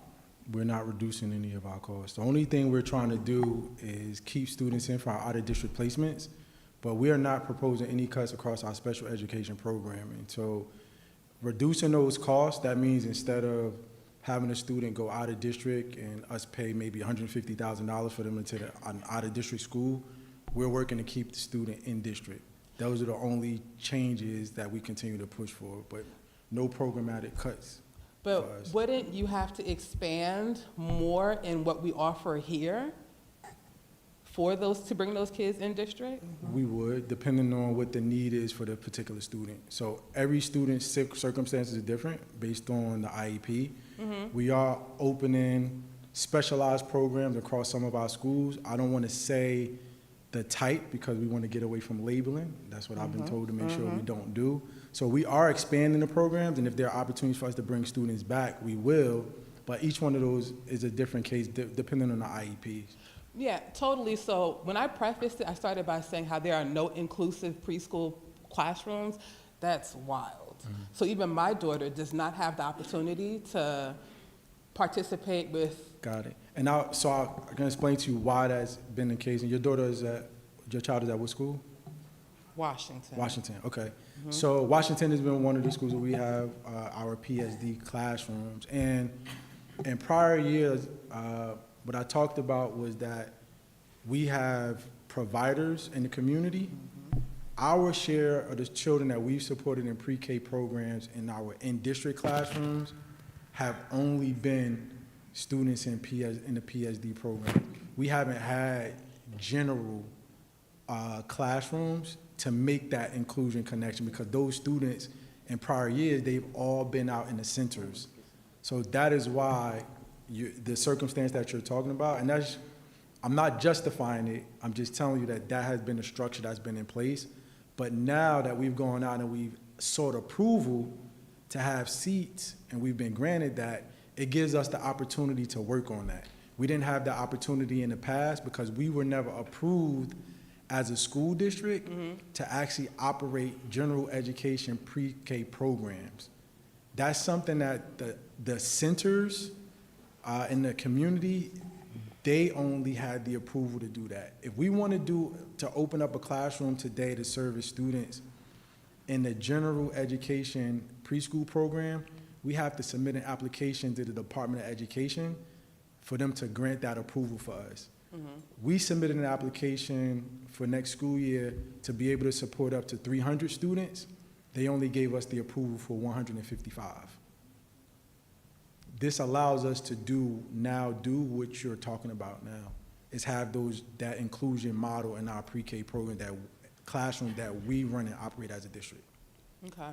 And I also want to note that at the centers, none of the teachers are SPED teachers. I don't know if y'all know that, they're not. So I have our team member, Dr. Filippato, Chief, Well- she's right there. But I would like her to talk to you to get some details from you, if you don't mind sharing, so we can. Yeah, Okay. okay, thank you. You're And I really- apologize, you mentioned there's some struggles. I want to know what those are so we can get that resolved for you. I truly apologize. I mean, I'm here now. I mean, I joined the committee to advocate for children behind her, so that they don't have that walk. But yeah, it hasn't been pretty. But, you know. So we want to make sure that it is pretty. And again, I apologize, but we're going to. All right, thank you. You're welcome. Thank you. Thank you very much. Do we have anybody else that's present in person that would like to come speak? Nick, while we wait for her to walk up, do we have many people online that need? Okay. We'll finish in person and then we'll go to online. Go ahead. Thank you. My name is Robbie Campbell-Assad. I'm also a member of the CPAC and a parent of 2 children with special needs. Can you bring back the budget for a second? Because you had because it was a little confusing. Which slide? Yes, a lot. The one, because it was the one with the special education, not this one. So no. Up. One more. Up one more? Is this one? There's one that says special education, I saw. Right. So this is probably where it's a little confusing, because you have 25, 26, 13 million, and then you got 12.5, so it looks like it's being reduced. Got it. Is that what I'm saying? So what you're seeing on this slide is an analysis of the revenue. So when the district receives revenue from the state, it's broken down into various categories. So while the district received an overall increase in state aid, across the categories, they reduced it, right? So when we get this special education categorical aid, it goes into the general fund, all right? So if we move forward to... Okay, let me just, I want to stay right there for just a moment, right? Because it is confusing. All right, so that's why it's confusing to us as CPAC members, because we see this line and it appears that it's $1.5 million reduction? So you're saying it goes to a general fund? I'm still trying to understand it. Yeah, if you allow me to move forward, I'll give it to you. So if you look at our appropriations, the appropriations are what we project and plan to spend. So if you see here, the line that says student services / guidance, you will see there's a 13.65% increase. If you go down below that, you will see the child study team, which we all know is special services. There's a 6.88% increase. So across those two appropriation lines, which specifically align to special services, we see on average, if you average those, that's almost a 20% increase that we're looking at across those lines. So while it may show that on the category in terms of the revenue analysis, we're not reducing anything as it relates to our appropriations and what we're projecting to spend. We're actually projecting to spend more money across the categories of special education.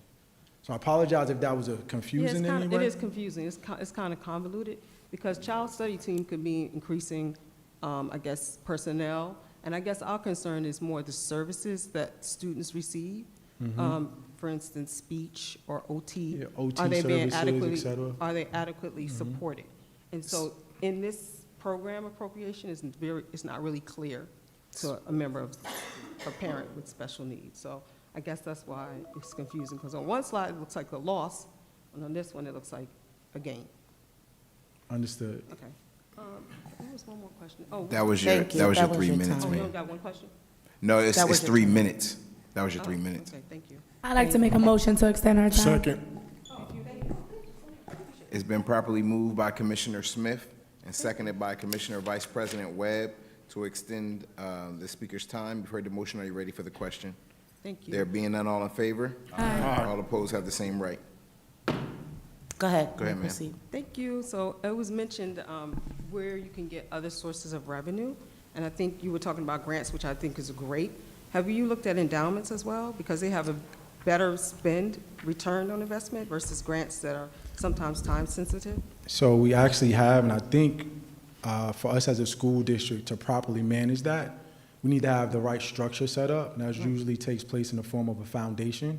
We do have some conversations that are ongoing right now to establish one of those for Plainfield Public Schools. So yes, but I didn't want to speak prematurely about it because we don't have the structure in place yet, but that is something that we're working on.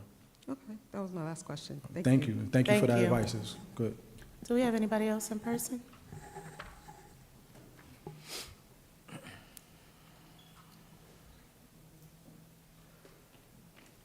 Good evening, everyone. Catherine Balch, 1314 Highland. Good evening. Thank you so much for this presentation, Mr. Hassan and Mr. Cox.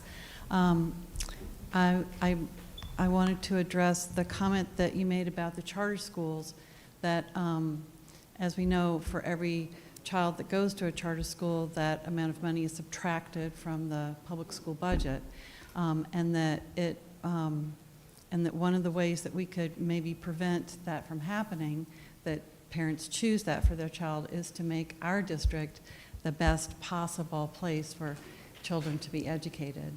And I think that over the past 3 years, 2 or 3 years, that we have made significant strides towards that, I think there have been improvements in many, many areas.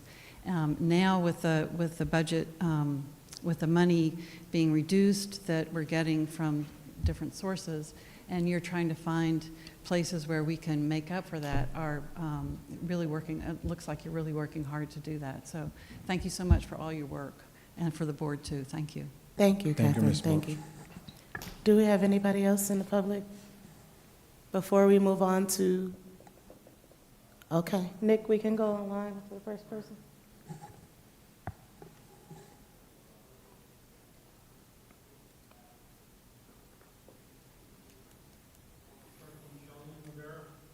Okay.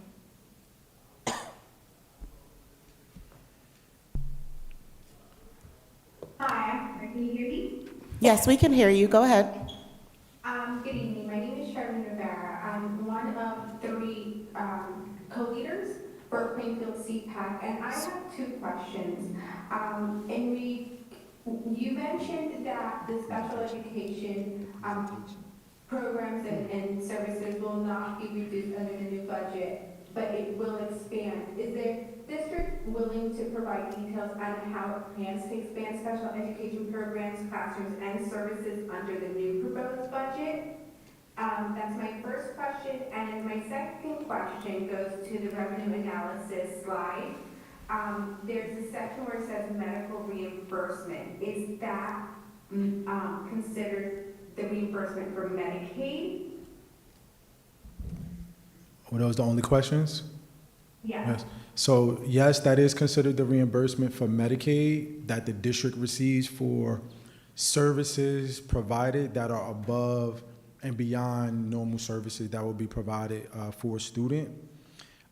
We are definitely willing to partner and share any information regarding any expansion of our special education programs, but I just want to preference that by stating we are currently in the process of conducting an audit, and we want to ensure that we are utilizing the audits the audit recommendations that we receive as it relates to our special education programming, accountability, in our compliance with IEPs to help us drive those decisions. So I don't want to speak prematurely because that audit is still underway.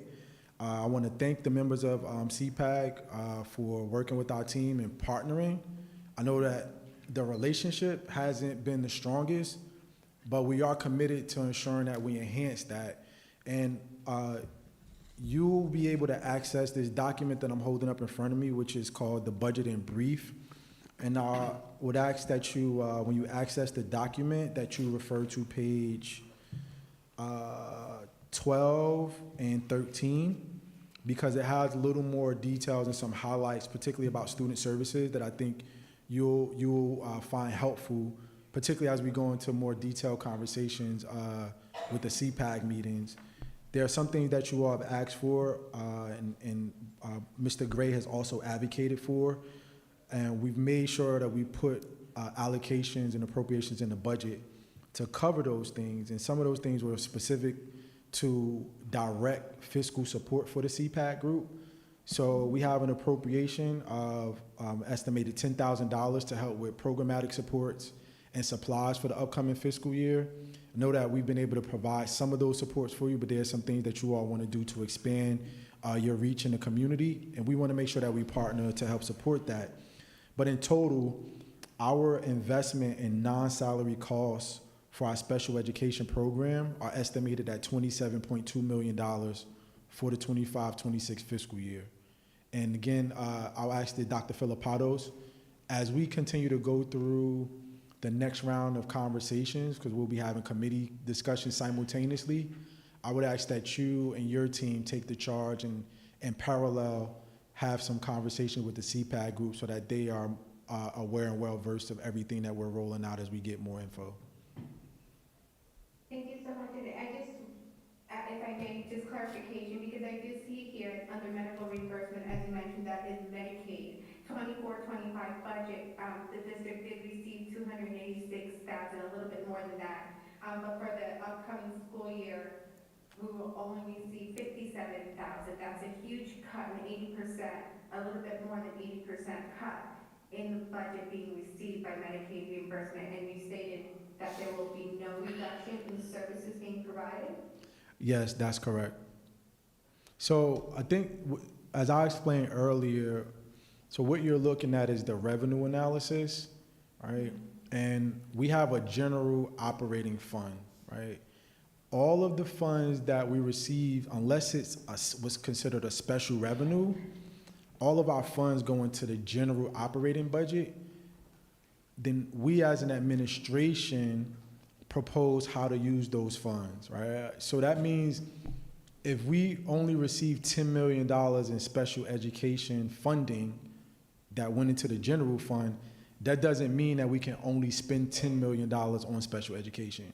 We can utilize the revenue that we receive from the tax levy and other sources that all fall into that bank to use and to allocate towards funding our special education programs. And that's what we've done to make sure that we don't see any reduction there. Those are our most vulnerable students. The area that we want to continue to work at making reductions in are really our out-of-district placements. And those are in circumstances in which we are confident that we can provide the appropriate services and supports for a student. We would never try to encourage a parent to bring their child back into our district if we weren't confident that we can support them and meet their needs. But outside of that, there are no reductions in the level of support or programs for our students who receive special services. We are trying very hard to enhance the services that are being provided.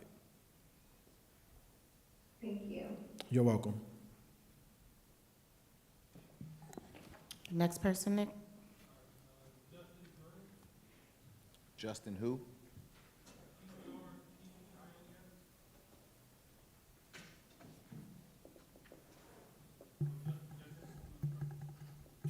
Gentles. Mr. Gentles?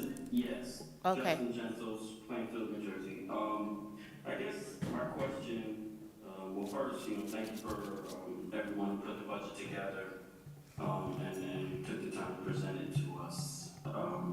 My question is just, what can families expect and or prepare for as it relates to this budget? So, for example, there's less funding for transportation. So for families, does that mean, less bus stops or less class trip transportation? So what does this budget mean for families? How can they expect and or prepare for it with some of the reductions or less funding? I won't say reduction, but not as much funding coming in. Yeah, so what families can expect is for us to continue to enhance the services that we provide, because again, while the revenue analysis for transparency purposes may show that there's a reduction in a particular category, there is no reduction in the overall budget, right? There's additional funding. We have more revenue than came in last school year from the state. We just, for whatever reason, the state made some reduction across categories, and we've compensated for that in the budget that we've developed.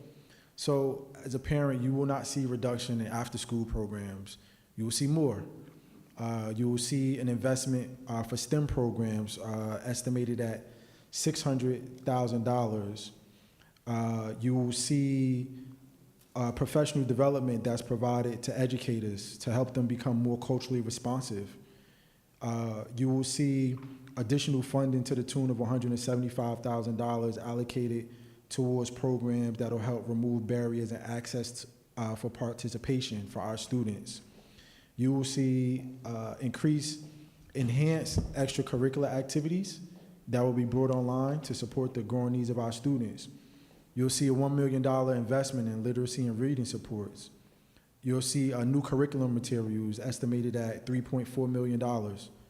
We'll see the full immersion English program with an estimated price tag of $1.3 million.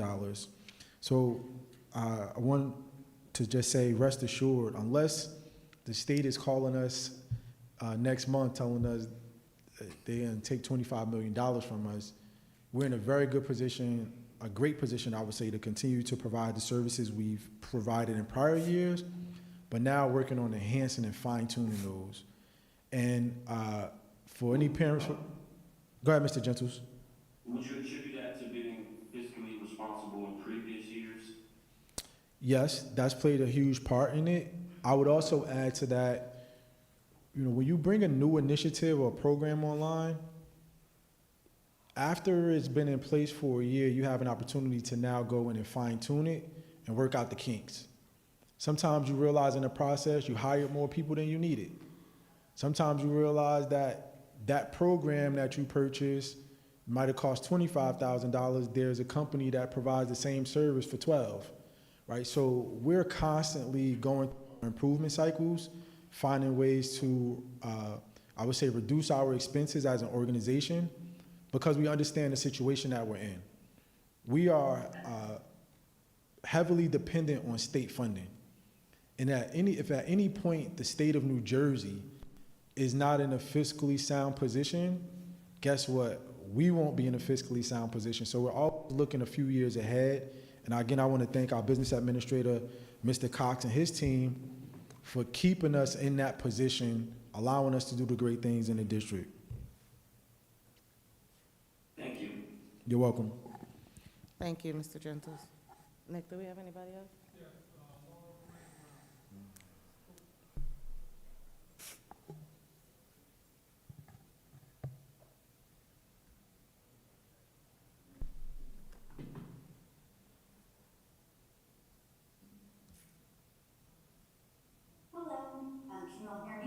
Yes, we can hear you. Go ahead. Good evening. Good evening, Laura Miranda Brown, 1345 Highland Avenue. I have a bunch of questions and I will try and make them as quick as possible. My first is that I want to ask when we do this moving forward, instead of using the average, we look at the median tax impact. I think that'll be more useful to people as they look at this, as we know the average can swing either high or low. And I think that would help us better understand as taxpayers what this might actually look like when it hits our tax bill. But Mr. Hassan, you've asked us to look at this budget in the same way that we look at our household budgets, and I think that means we have to go line by line through it and see where we can cut. Right? As a parent to kids in this district, I think it's important that we continue to focus on quality education and improving programs and getting every kid what they need. But on the flip side, it's very difficult to be prepared for informed questions when the supporting documents for this presentation were not made available prior to the meeting. And thank you for saying that the budget brief will be made available after the meeting, but I'm hopeful that the entire budget will be posted so that we can take a look at it. Together with that, I'm wondering if you can please provide the following to the community as well. A breakdown of how much of the total budget comes directly from federal government funds, and then how much is coming directly from the state. In numbers wise, as we've all talked about, Department of Education is going to make a lot of, hopefully will still exist, and if it doesn't, what does that really look like for a district like ours? As we've all said, if New Jersey tomorrow or next year, the governor decides to cut $25 million from our budget, that's a $25 million hole that we are all going to have to pay for in our taxes, right? So having that conversation in advance and being honest about what that looks like for us is probably an important thing to start doing now. Together with that, it would be very helpful to have a full breakdown by project of the facilities upgrades that are planned, as well as a timeline of when those things will be executed. It would also be helpful to understand for those projects that have recently been completed, what the proposed budget was and what the final spend was. That will also be helpful to us to understand what the impact of tariffs and increased costs have looked like over the last 2 years. And then lastly, the question around these new proposed programs, while they sound great, it would be very helpful to know exactly what you mean by an in-district grant. How much per classroom? How much per teacher? Is it capped per building? Is it capped by department? Is it capped by grade level? Any sort of information you can get on that to better help parents understand what that looks like and how much that's going to cost us would be great. How much is the entire Apple program costing us? How much are those headsets that we saw last month going to cost us? And how much does it cost to repair those? Because if everybody else's kids are like mine, they're gonna break really fast. And then we've got headsets that are broken that can't be used. And lastly, I think it's great that we're adding a ramp, or that a ramp was requested for House Steinfield for the visitor section. But again, if we are looking at increasing property taxes by a considerable amount as a result of the needs of this budget, having $750,000 spent on a ramp for the visitor team's guests seems a little silly to me. Why can't the visitor team guests just use the existing handicap accessible spaces? Those are a lot of questions, and thank you for letting me go through them quickly. Thank you. That was Thank you. a lot. We need another title added to the budget to do all of that. So I think with the exception of the timeline for capital projects, every other piece of information will be included in the full proposed budget document. The next step after tonight, if the board provides approval for the preliminary budget, there is a full detailed document. We're required to provide that and make it available to the public within 48 hours of it being approved, right, Cameron? Yes, sir. And it has to be posted online when there's a website applicable, which we currently use, as we did last year. Once the budget is ratified, within 48 hours, the full user-friendly budget, itemizing revenues and appropriations, including staff members that are non-affiliated, not a part of a bargaining unit, and make more than $75,000 a year, will be available online for everyone's perusal. Maybe we need to just make sure that the public understands the process of which it takes for you all to build out this budget and provide it for the preliminary hearing, so that they understand that certain things are produced after the fact, Yeah. and that you give them what you can in advance of this particular part, so that they understand for future reference. Yeah, and I think we can work on providing that, but tonight, so you see a presentation that has a few slides. Can I just add, Mrs. Laura Miranda Brown also had another question about her opinion on what evaluation we should use. I want to state that the tax impact whenever a district is considering raising taxes, not only the function, form, and formula comes directly from the state to inform your taxpayers prior to the board being able to consider any increases in taxes. So that is not something that Mr. Cox or the administration came up with. That is a mandated form that comes from the state of New Jersey. We plug in, we do get information from our local tax assessor, total land evaluation, et cetera, but that formula and form comes directly from the state. Thank you. So the presentation, the slideshow here, high level, but also has details in it. On the back end, the document that I referenced earlier, that is simultaneously being worked on. However, that information is not published until there's approval for what's considered to be the preliminary budget. Once that approval is made, all of the supporting documentation that supports this proposed budget that's being presented in the form of a PowerPoint presentation and the supporting documentation such as the brief and position control rosters, that then becomes available to the public and gets posted on the district's website. That is a requirement in statute and administrative code, and we are always compliant with that. We will make sure that when it's posted, we will send out communications, post on the district's website, utilizing Parent Square and Student Square as well. Parents and community members can also expect to be invited to budget presentations for their local schools. So here we're having a conversation about our budget at the district level. Keep in mind that every school has a budget also. And as a parent, if you have children enrolled in any school, I think it's very important for you to show up to that meeting so that you can hear from your principal regarding their plans and their vision for their spending for fiscal year 25-26. All right, Nick, do we have anybody else online? That was Do we have anybody else? Motion to close public Oh, comment. It's been we have properly- another person for public comment. Good evening. Good evening. Richard Wyatt, 515 Watchung Avenue. First, I would just like to change the temperature in this room really quick. You guys did just win the state championship, correct? Yeah. All right, so I see everybody down. You guys are magicians right now. So presenting this balanced budget, right? We still have new programs coming in. There's no cuts, no layoffs, those things, and you still have to battle with the pilots and also the expansions of charter schools. What was the number for the payout for charter schools this year? 67.3 million. Okay, so these two topics here, the pilots, I know that you've asked for conversations as well. I know that a resolution was passed saying that the board and the administration would sit down and be involved with those negotiations. I know as far as the charter schools, you asked for a moratorium and also a conversation with all of the leadership within the city of Plainfield. Those two things have not happened yet. But for Mr. Cox and the superintendent, Rashan K. Hassan, for you two in the administration to come together and present a budget like this where we are still moving the Plainfield Public School District forward is something that should be celebrated, right? So you're doing an amazing job. Mr. Cox, you did an amazing job with the presentation as well, all of the staff here.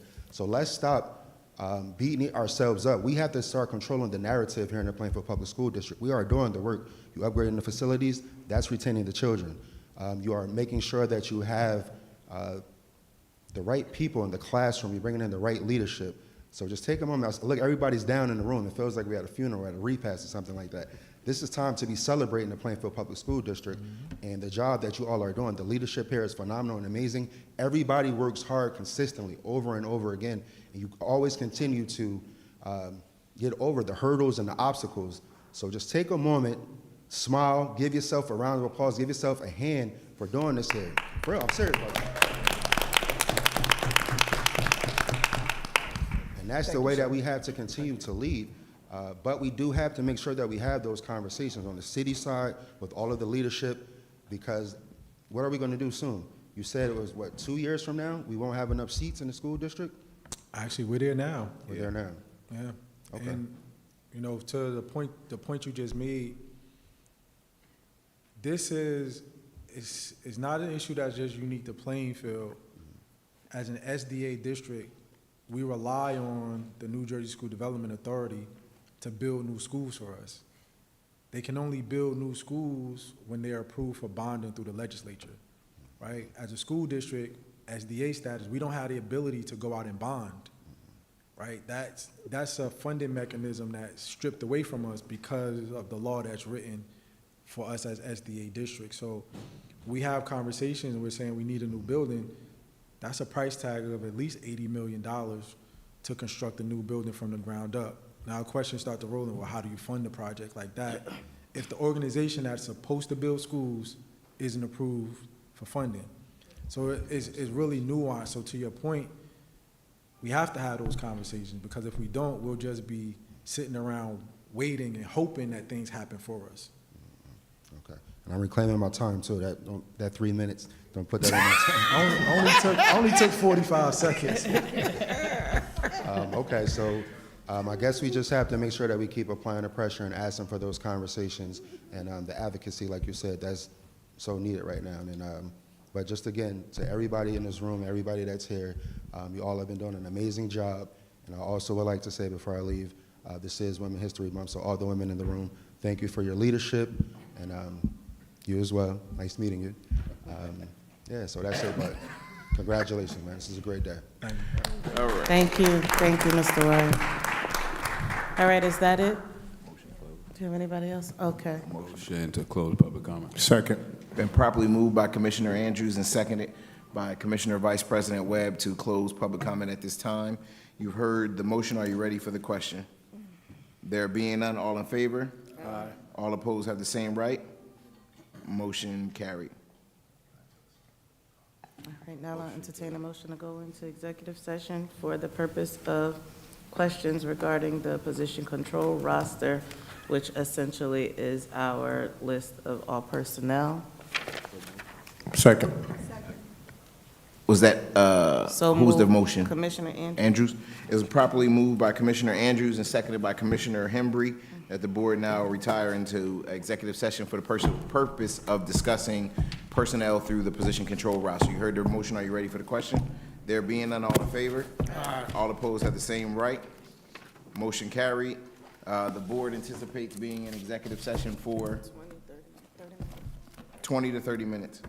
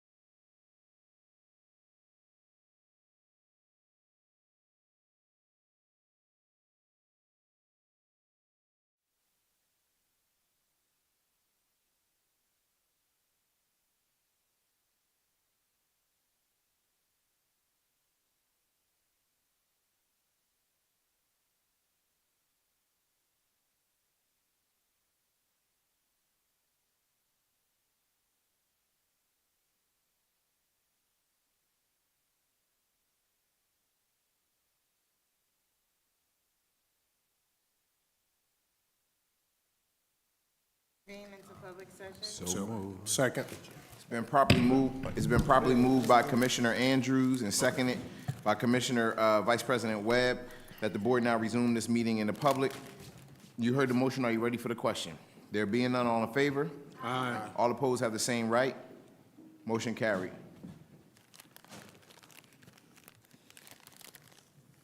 Motion to,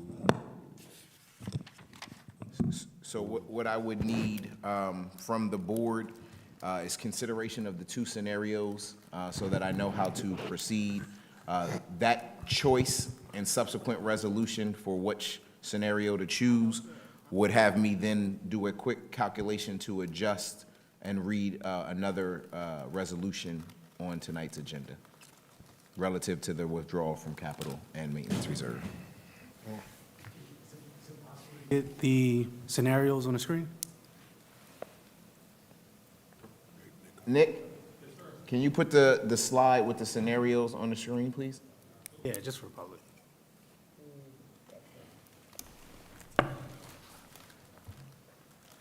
Keep going. It's, I believe, slide 8 or slide 22. There you go. Back up. Yep, there you go. There you go. Just as a reminder to the board, in the spirit of transparency, the gray is already into the budget. Scenario 1 and Scenario 2, as Mr. Hassan exclaimed, helps us to protect our savings accounts because, as we know, we are on the fiscal cliff, and we cannot ensure under current under all federal and state funding that we will have that money in perpetuity. And so the recommendation is Scenario 1 or Scenario 2 to help us stabilize. Scenario 1 is the 2% that is already in the budget with a $15 million increase garnering from bank cap, which would yield an average yearly tax increase on the average assessed home of $1,390.37. Scenario 2 is the 2% that is in the budget plus a 9% withdrawal from bank cap, which would yield a $853.01 increase on the average assessed home in the city of Plainfield, pursuant to the portion of their taxes that is attributed to the local school levy tax. Just because there was someone in public comment mentioned this, is it possible to get the median right now based upon? So when that comment was made, Mr. Gray, the state is very clear on the guidance on how you do this when tributing to a Board of Education. The formula, form, and spreadsheet that we use would have to be a supporting document that I submit to the county. They specifically want to see the calculation, yes. Okay. Do you know how many homes were No, considered? that is information that is garnered at the local tax assessor's office. We are only required, for purposes of this calculation for a Board of Education, to get what your current tax levy is, which is what you see at the top in the white. We are required to get the total valuation of all property in a municipality or city, the current tax rate, the current average assessed home, the average tax impact, and the net change.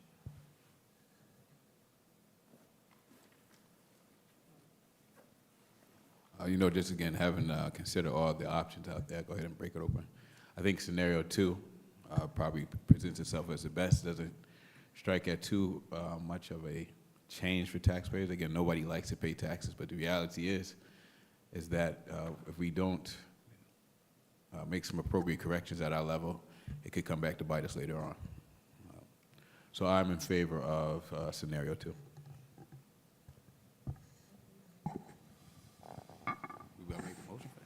We could do a motion if the board would like, and then I could do the calculations, complete 2 or 3 entries on the use of bank cap, and then I would read that into the record as a part of the ratification of the preliminary budget.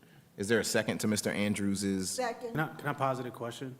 Can you pause the question? Yeah, I just want to posit a quick question. So I know the state is sort of going through, or will go through, its budget reconciliation process. If they happen to find, because we're dealing with a surplus on the state level, if they happen to find more money, right, does it sort of what's the word I'm looking for? Does it, Do we get extra funds? does it sort of take away from us, like voting here for the tax cap increase, right? Does it nullify, that's the word I'm looking for, does it nullify? No. So generally, it has been my experience that when the state does realize a mid-year surplus, what they will do is do immediate impact grants, one of which is one of the grants that Mr. Hassan spoke about being aggressive and going after additional funds. They had most recently an emergent capital maintenance or construction improvement grant. And the district was able to, I do not have the number right in front of me, I believe it was roughly $1.3 million that we were able to fill out the paperwork for and receive that grant mid-year. So that's generally when the state realizes, hey, our revenues are up higher at the midpoint than we anticipated them being. That's how they usually disperse it when they do disperse to the schools, because they can also elect to send that money to higher ed. They can elect to invest that money into infrastructure improvements for the state. There's different places where they can.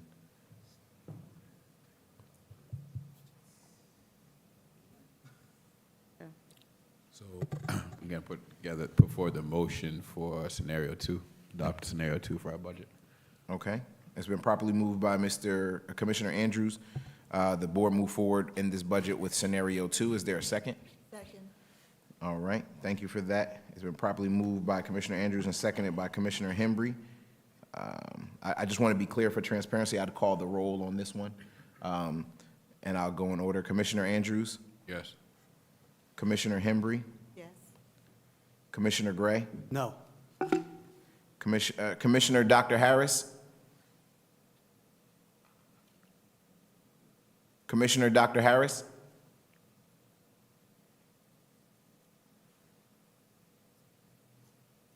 Yes.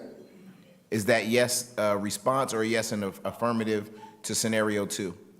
Affirmative, scenario 2. Okay. Commissioner Johnson? Yes.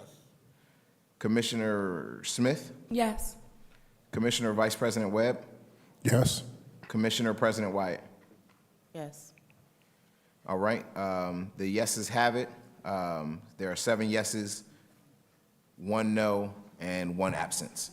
All right, so if the board just gives me 2 seconds, I can fill out this use of bank cap really quickly.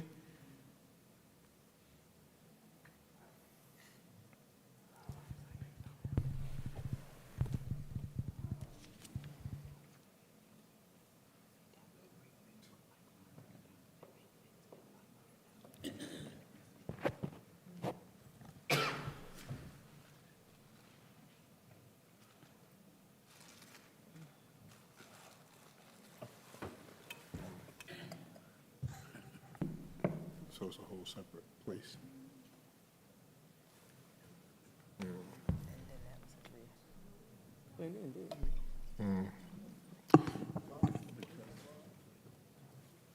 All right, I'm just going to read the resolutions as it relates to tonight's agenda.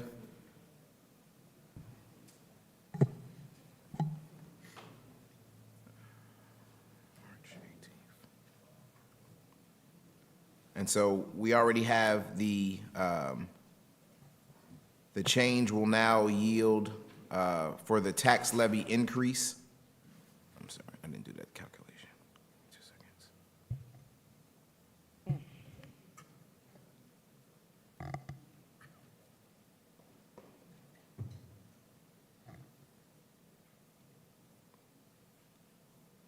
The tax levy increase on the first resolution, not increase, excuse me, the total tax levy will now yield scenario 2, which will be $35,538,910.88, plus the debt services of $1,125,328.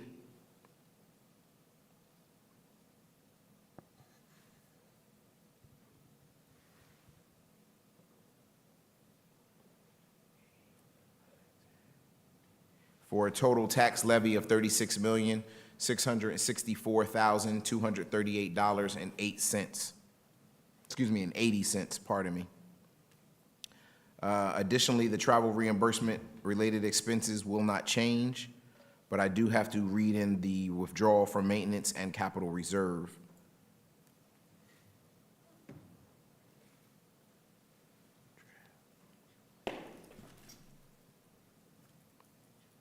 And those resolutions will read, and the use of bank cap, pardon me.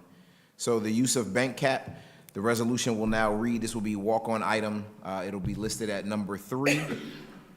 Be it resolved that the Plainfield Board of Education includes in its proposed budget the adjustment for bank cap in accordance with NJAC 6A:23A-10.1B.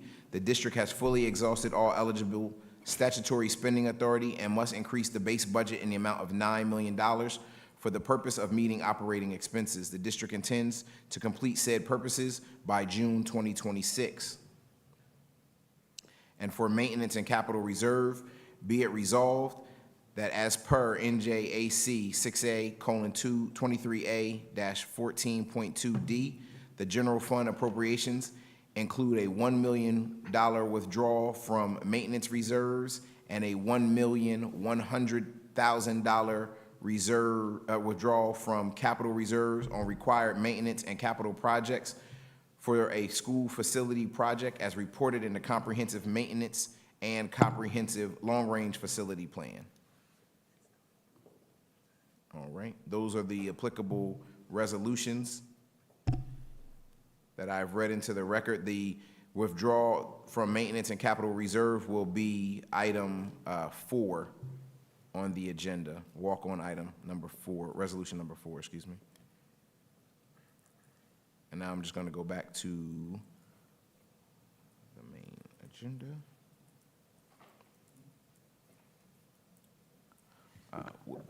With that said, is there a motion to approve the tentative 25-26 budget with the stated 4 resolutions?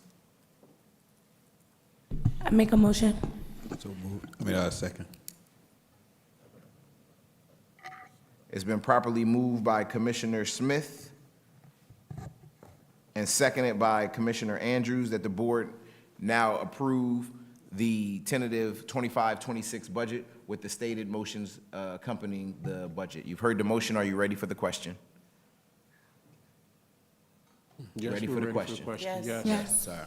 There being none, all in favor? Aye. All opposed have the same right? Are there any noes that need to be noted?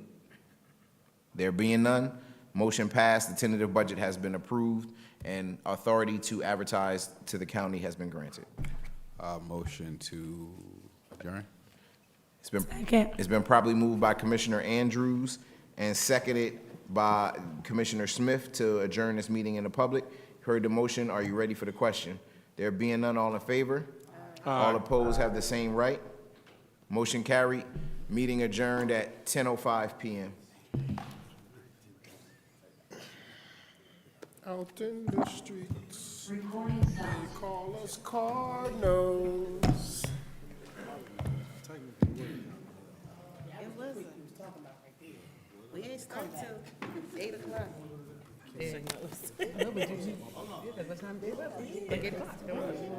Yes. Install of the power or the